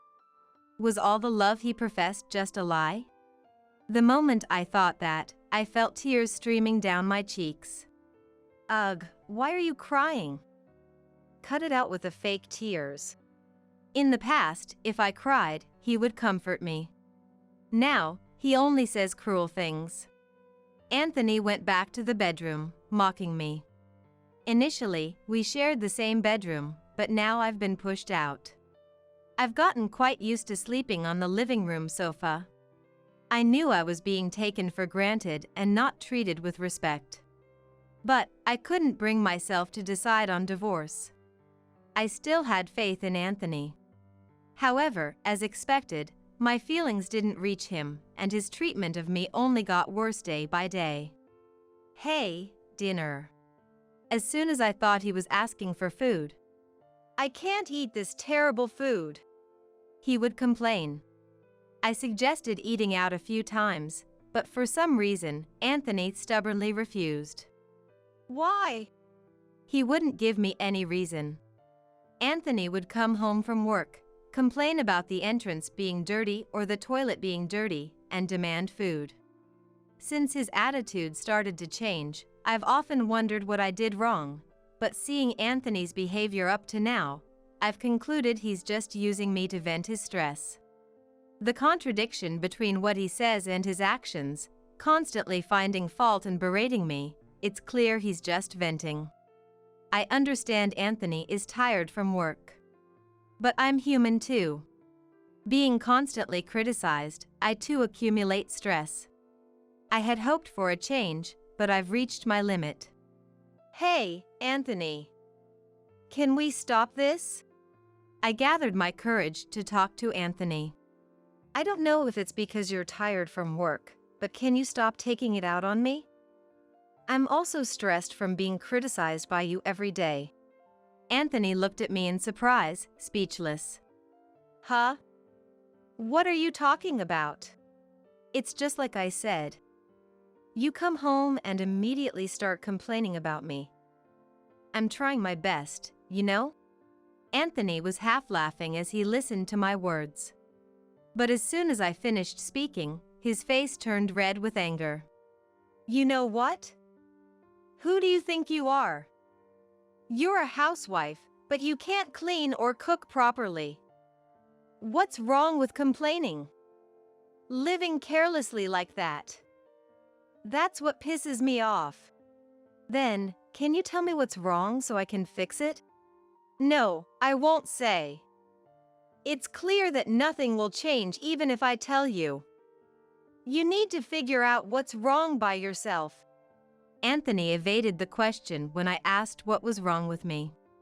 This conversation alone made it clear that Anthony only saw me as an outlet for his stress. Our relationship worsened even more after I expressed my feelings. The verbal abuse and attitude towards me intensified. I sighed, reminiscing about the happier times in the past. However, one day, I received a call from an unexpected person. It was my mother-in-law, Jody. Jody and I get along well, but we don't call each other often, so I quickly answered the phone. Hello? Oh, Chloe, how have you been? Jody's voice sounded very cheerful over the phone. After some small talk, Jody brought up the main topic. Huh? Handmade? I was thinking I wanted a new hobby recently, and I remembered that you make handmade crafts. I was hoping you could teach me some stuff. Actually, I make handmade crafts as a hobby. I buy materials and tools, and spend time on my hobby when Anthony is not around. I had told Jody about my handmade crafts before, but I never thought she would remember. Yes, of course. If I can be of any help. That call led me to frequently talk with Jody. Our calls weren't just ordinary calls, but video calls. Initially, we just talked normally, but as I wanted to show her what I was working on and explain the materials in detail, we switched to video calls. Our houses aren't that far apart, but going there every time is honestly a hassle. When it's time for my appointment with Jody, I enter the room where my crafting tools are and craft while talking on the phone. My heart, which was distressed by Anthony's actions, felt purified while I was talking with Jody. By the way, how have things been with Anthony recently? Are you getting along? Yes. I'm glad to hear that. I didn't talk about Anthony to Jody. I didn't want to worry her, and more than anything, I wanted to forget about Anthony during the time I spent with Jody. Even after starting to do video calls with Jody, Anthony's attitude remained terrible. I was desperate not to let Jody catch on to anything about Anthony. However, one day, an incident happened. It was a few weeks after I started doing video calls with Jody, on a Saturday. As usual, after finishing housework, I was on a video call with Jody when the door to the room opened. Anthony! Turning around, I saw Anthony standing near the door with something in his hand. Completely unaware of the video call, Anthony approached me. Hey, what are you doing here? What about the cleaning? The laundry? Why aren't you doing them? I've already done them. What are you talking about? Didn't you see? Huh? I didn't see anything. Well, he had been watching TV in the living room the whole time, so his response was expected. You're always just watching TV. What? Shut up. Anthony, further aggravated by my words, said, Get to cleaning the house already. Slaves don't get to rest. And then he splashed something he was holding on me. I soon found out what it was. It was beer. I was drenched in beer, smelling of it all over. And Anthony laughed at the sight. Shocked by the suddenness, I was speechless. If you understand, then get to work. Then, he kicked over a stack of books nearby. Anthony's mocking laughter filled the room. I couldn't take any action and just watched as the books got soaked with beer. But then, Is that all you have to say? I heard a familiar male voice from the computer. Huh? Dad? Yes, the voice was that of Anthony's dad. My father-in-law, Liam. What are you doing? I saw everything. You verbally abused Chloe and then splashed beer on her. When did you become such a terrible person? It's a misunderstanding, Dad. That's not what it was. As Liam began to speak, the bravado from before was nowhere to be seen in Anthony, who now appeared completely cowed. Despite seeing Anthony like this, Liam didn't stop his anger. What misunderstanding? It doesn't seem like this was the first time, was it? What are you playing dumb for? Really, when did you change like this? Liam was clearly exasperated. It's understandable to be dismayed if your own son was doing such terrible things. Ignoring Anthony, who was just standing there with his mouth open, Liam made a proposal to me. Chloe, won't you come to our house right now? Right now? Yes. I'm worried about leaving you in that house. If it's okay with you, I can come to pick you up right away. I was honestly surprised by Liam's invitation. But, thinking about it calmly, staying with Anthony alone, I really couldn't predict what he might do next. Would that be okay? Of course. I'll be there soon. Anthony, if you do anything to Chloe, you won't get off lightly. With that, Liam hung up. I immediately started preparing to go to my in-laws' house, waiting at the entrance for Liam to arrive. Anthony didn't do anything to harm me, looking uneasy instead. A few minutes later, my in-laws arrived, and I headed to their house with them. When Liam opened the front door, Anthony looked frightened in a way I had never seen before, clearly very afraid of Liam. Anthony, you should spend tonight reflecting on your actions alone. Understand? Dad, I'm sorry. What are you saying? The person you should be apologizing to isn't me, it's Chloe. Just think about what you've done alone. Reflect on it. Got it? Liam said this and led me outside. I had managed to change my clothes, but didn't have the chance to shower. Liam wrapped a towel around my body and put me in the car. A few minutes later, when we arrived at my in-laws' house, Jody was waiting for me. Chloe, are you okay? I'm sorry. Jody gently embraced my shoulder and led me to the bathroom. Take your time.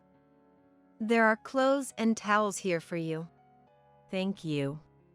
The events had unfolded so suddenly that my mind was still trying to make sense of everything. After taking a bath, I changed into the clothes provided and headed to the living room. Thank you for the bath. Don't mention it. Liam was looking grim, and Jody appeared concerned as they sat on the sofa. I took a seat on the sofa as Jody urged me to. Chloe, can you tell us everything that's happened up to now? It wasn't the first time, was it? Well, please, Chloe. I didn't know where to start and kept silent. But my in-laws patiently waited for me to speak. A few minutes later, I began to recount everything that had happened since our marriage and why I hadn't consulted them earlier. They listened quietly until I finished speaking. And so, it came to what happened earlier. Why didn't you tell us? I didn't want to worry you. I'm sorry. Well, I understand how you feel, Chloe, but don't let that guys like him get carried away like that. I'm sorry. I was scolded, but I knew they were both worried about me. After a while, silence fell again. Both seemed to be pondering, and the atmosphere didn't invite interruption. After a few minutes of silence, Liam finally spoke slowly. Do you still love Anthony? What? I mean, Anthony is likely to repeat the same behavior. maybe it would be best to consider a divorce seriously. Jody nodded in agreement next to Liam. Divorce. I had never expected Anthony's parents to suggest divorcing him. Certainly, it might be easier to divorce. But could this be an opportunity for him to change? The dilemma of still being in love made the situation even more difficult.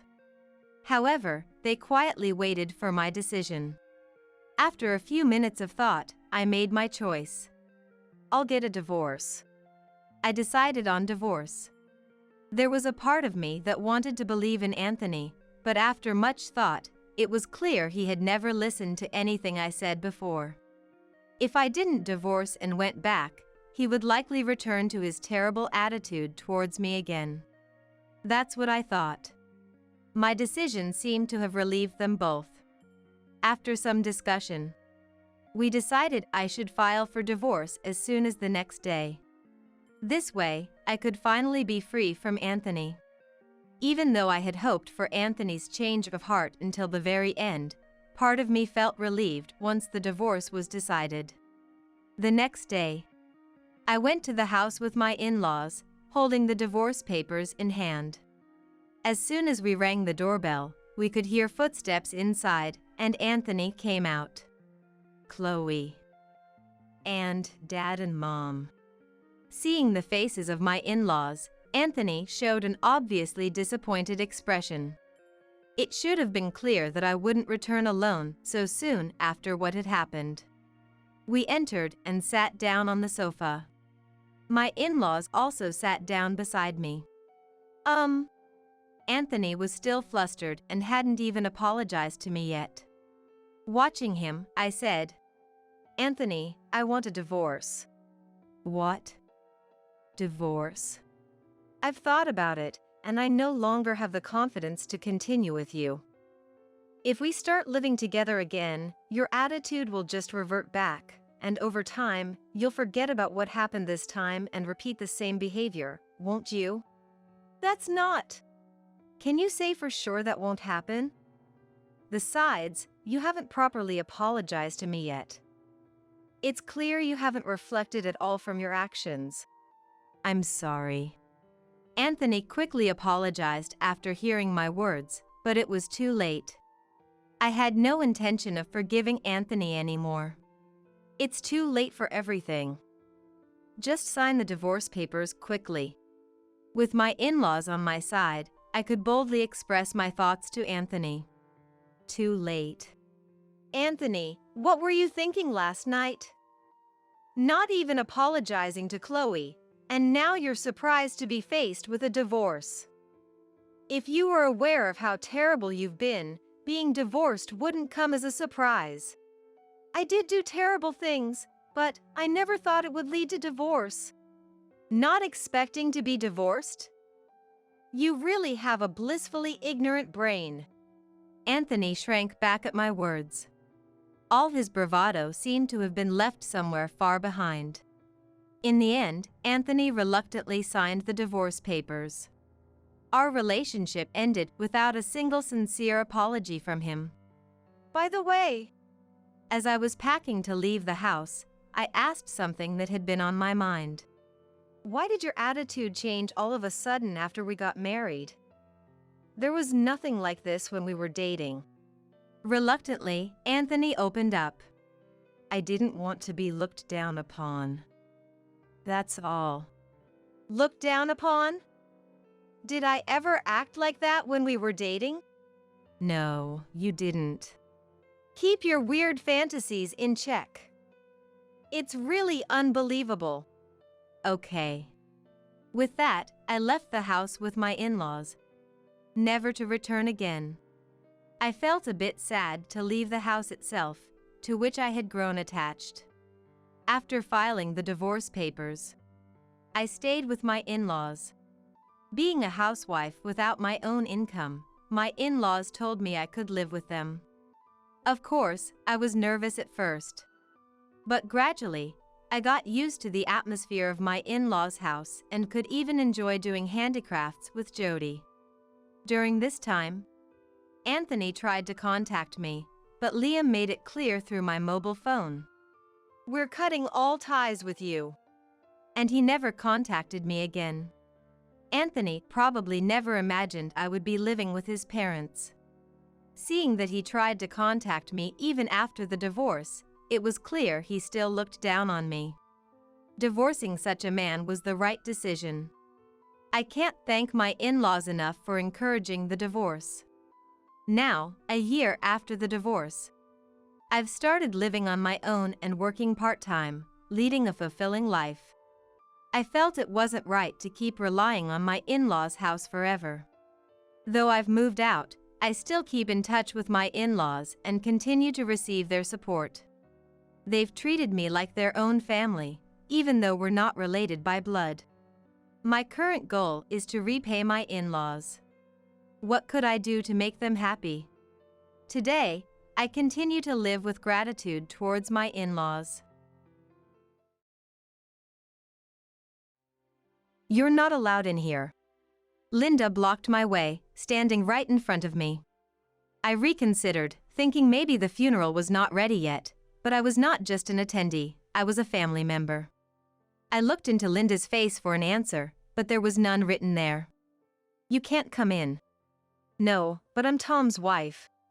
At my attempt to reason, Linda bursted into laughter. "There is no way a wife is a family member. You're an outsider, so you can't attend the funeral. Get it? Now please leave." Linda pointed towards the door, urging me to exit. Swallowing what I wanted to say, I stared straight into her face. "So should I really leave?" My name is Kate, edging into my mid-30s at 35 years old. I work as a lawyer in a small legal office in a regional city. I married Tom, my colleague and age mate from the same office, 5 years ago. Being ambitious, Tom switched to a major law firm 3 years ago and has been busy ever since. He suggested I switch too, but I declined. I was content with my current office and job. My work, though, was a bit different from what the general public imagines for a lawyer. Primarily, I supported rehabilitation for those recently out of prison or on probation. I assisted with legal procedures and connect them with welfare and medical professionals when needed. Many imagine lawyers as flamboyantly active in courtrooms. That's exactly Tom's job, bustling between the court and office daily. Of course, I was not uninterested in such work. However, an incident led me to take an interest in rehabilitation support. Linda was displeased with this and looked down on my job as helping those who've strayed from society. I understood her to some extent. The world is always harsh on offenders. Of course, I don't believe offenders should be redeemed without atoning either. But Linda's disdain was extreme. It's not just my job she despised, but me personally. Every time we met at my in-laws' house, she never missed a chance for snide remarks. "When will Kate quit her job to have kids?" Linda's sarcastic voice reached me as I assisted Jack. For years, Jack's health had been failing, requiring in-home care, which Linda barely provided.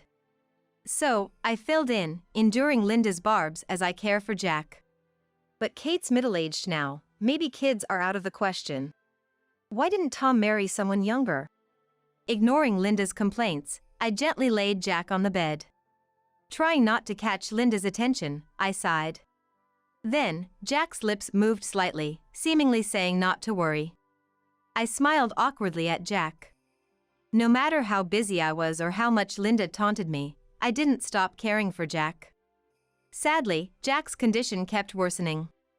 Just a week ago, he was able to enjoy fruits, but now he can't chew. Not just me, Linda too was shocked by Jack's rapid decline. To the point of avoiding his room.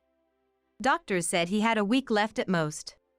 Realizing his end, Jack insisted on no more hospitalizations, wanting to stay home. Jack apologized repeatedly for the trouble as I cared for him, but I've never felt burdened. Jack seemed to resent his dependence on others for survival. I tried to spend my days with Jack as cheerfully as possible, hiding the shock I harbored within. That changed with a single, desperate accusation from Linda. "You're just after Jack's inheritance, aren't you?" Linda hurled these words at me as I was about to enter Jack's room with his change of clothes. Confused, I stood frozen in the hallway. All your caregiving won't earn you a cent. Wait a minute. I never said anything about wanting the inheritance. As I protested, Linda's eyes widened even more. You're trying to get on Jack's good side to influence his will, aren't you? I know it, even if you don't say it, Kate. Linda glared at me angrily, but I couldn't understand.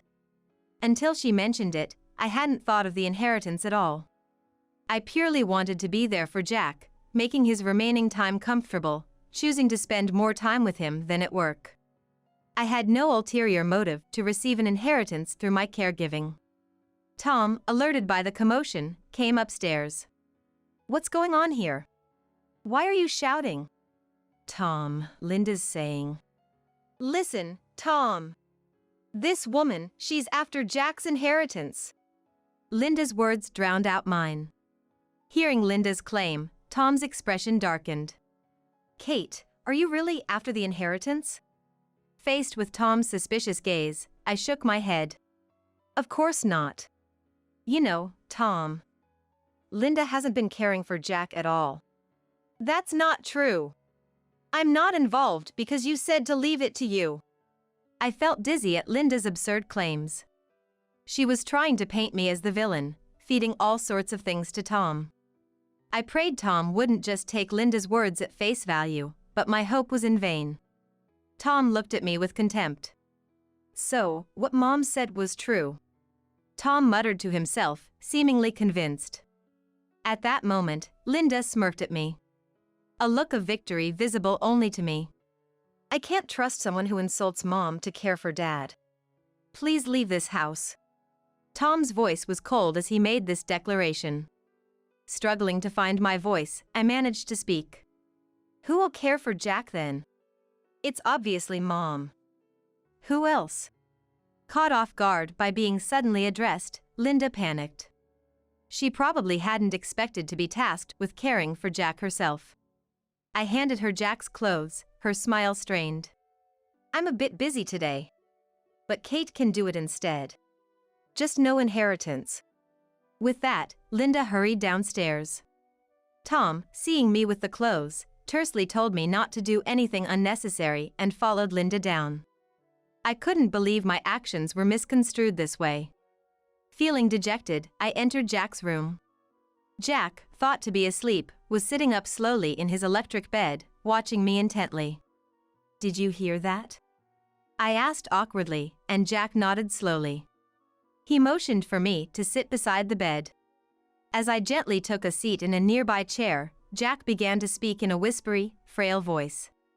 Kate, I know better than anyone that you're not the kind of person to do such things. Jack muttered in pain, his words coming out in fits and starts. I'm truly grateful for everything you've done. I can't thank you enough. Having said what he needed to, Jack slowly closed his eyes. And that was our last conversation. The funeral, per Jack's wishes, was to be held at my in-laws' house. It was planned as a small ceremony, with only family, relatives, and a few close acquaintances. On the day, it was raining from morning, and I was careful not to get my morning clothes wet as I walked to the in-laws' house. Tom, serving as the chief mourner, had left home earlier than me. He's probably meeting up with Linda by now, going over the day's proceedings. The misunderstanding that I was after Jack's inheritance hadn't been cleared. Since that incident, Tom blatantly looked down on me. Now fully on Linda's side, I watched him without thought. With Jack gone, everything seemed inconsequential to me. Upon reaching the in-laws' house, Linda was waiting at the entrance. As I tried to pass her with a brief greeting, she grabbed my arm. You're not allowed in here. What? Linda stood there, blocking my way. I thought maybe things weren't ready, but I was not just an attendee, I was a part of the family. I looked into Linda's face for an answer, but it wasn't there. There's no way you can enter. No, but I'm also Tom's wife. At my response, Linda burst out laughing. There is no way a wife is a family member. You're an outsider. You can't attend the funeral. Understand? Now please leave. Linda pointed at the front door, urging me to leave. I swallowed what I wanted to say and stared straight into her face. So should I really leave? Perhaps it was my unexpectedly strong gaze that made Linda falter for a moment. She looked at me suspiciously, thinking if I had some ulterior motives. But finding nothing, Linda turned her back to me. Just leave, please. I don't even want to see your face. Linda tried to dismiss me with a somewhat blustering tone. There was only one thing left for me to do. Leave quietly. It was regrettable that I couldn't say my final goodbye to Jack, but it was the only option. Please tell the relatives I'm sorry I couldn't attend. With that last bit of resistance, I left the in-laws' house. As I did, a man in a black funeral attire entered. He looked surprised to see me. I laughed off his questioning gaze, which seemed to ask why I was leaving before the funeral. I couldn't have lied under his scrutinizing gaze. Suddenly, the area around the in-laws' house felt like a different world. Several black luxury cars were parked nearby. Shouts from the entrance reached my ears, making me stop in my tracks. Amidst the men's angry shouts, I heard Linda's scream and Tom's anguished voice. The curious neighbors peeked out from their doors and windows, intrigued by the commotion. Sighing, I returned to the in-laws' house. I didn't want to help Linda, but letting the situation escalate would be problematic. As I appeared among the men, a glimpse of hope flickered in Linda's eyes, who was almost crying. Kate! Help! These people say they're the mafia! I felt like holding my head in despair at this expected turn of events. But I was the only one who could resolve the situation. I spotted a familiar face among the men and called out to him. You all seem as lively as ever. The man noticed my return and smiled. Well, if Kate's in trouble, we can't just stand by. Linda let out a short scream when she saw me. You're with the mafia too! Linda trembled at her own misunderstanding. That's absurd. But I quickly dismissed it. The men surrounding Linda and Tom stepped aside, allowing a path. Walking through was a man in a tailor-made black funeral suit, his gaze intense. It was Ben, the man I had passed when leaving the in-laws' house earlier. Quite bold to turn away a benefactor of our organization, aren't you? Linda, intimidated by Ben, collapsed to the ground. We have nothing to do with the mafia. Linda bravely retorted, but she recoiled, still sitting on the floor as the men closed in. Tom stood frozen in the corner, wanting nothing to do with the situation. Does this woman know anything? Ben asked me in surprise. I shook my head. I turned to Linda, still sitting on the floor, and addressed her. Do you remember what happened 7 years ago when Jack was arrested? Linda's face contorted, possibly recalling the incident. 7 years ago, Jack was arrested as a suspect in a case. I, still a novice lawyer then, was in charge of his defense. To put it simply, Jack was innocent. He had not committed the crime. But Jack stubbornly insisted he was guilty, as if protecting someone. The person Jack was protecting was a member of our organization. Ben added solemnly. Eventually, persuaded by senior members, a younger member came forward, and Jack was released. But the price of the stand-in was heavy, and Jack's reintegration into society was difficult.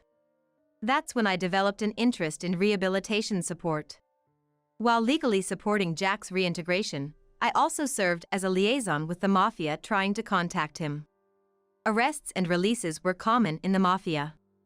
Every time, I was called upon to spend days with them. Kate not only looked after Jack but also our younger members. Nobody usually wants to take care of people fresh out of prison. It seemed the mafia's reputation for loyalty wasn't just a fiction. They felt indebted to Jack for trying to take the fall for one of their young members and vowed to always help when in trouble. And somehow, that promise had extended to me. Kate's like our consulting lawyer. Ben turned to me with a smile that didn't quite match his sharp gaze. Still intimidated by Ben's changing expressions, I nodded awkwardly. Ben, who had smiled at me, now glared at Linda as if he had long forgotten the earlier moment. Where did you put Jack's money? A very cold voice echoed in the entrance hall. Linda finally started to tremble. Looking for an excuse, her gaze wandered meaninglessly. Tell the truth, Ben said casually, and Linda broke down. Tears flowed as she shook her head in anger. I spent it all. It's all dirty money anyway. Whatever my husband earns is mine to spend. What's wrong with using it? Tom somehow managed to keep the agitated Linda from storming out of the house. Ben, who was accustomed to overwhelmingly tense situations, watched this without changing his expression. Jack's money wasn't dirty. It was hard-earned cash from a burger joint, saved by our young guys. Did you spend everything Jack was saving to leave for Kate? Ben's outcry echoed around. I'm sorry, I'm so sorry. Let me apologize on her behalf, please, no violence. Tom was the first to reach his limit. He apologized deeply without a hint of shame.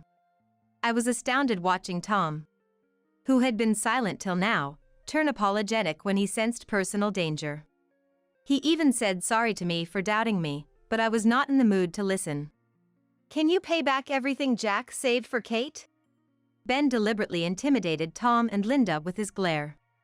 They nodded like puppets, their faces pale. Linda had embezzled over $100,000 of Jack's savings. It was shocking to learn that not only Linda but also Tom had been spending Jack's savings on drinks for colleagues and lottery tickets. Tom, suspected of private dealings with the mafia, was forced to resign from the law firm. I planned to divorce Tom once everything was settled. With Jack gone, I saw no need to force myself to maintain ties with Tom or Linda. Linda, under pressure from the mafia, sold her house and moved into an old, cheap apartment, working from morning till night. All to repay every penny of Jack's savings she had used. I never intended to take the money, but Ben insisted that Linda should fully understand the consequences of using someone else's money, so I agreed to go along with it. I continued to devote myself to my work, but recently a colleague invited me to start a new office together. They had always watched my work and thought I deserved a more liberating environment. I accepted the invitation and now spend busy yet fulfilling days establishing the new office.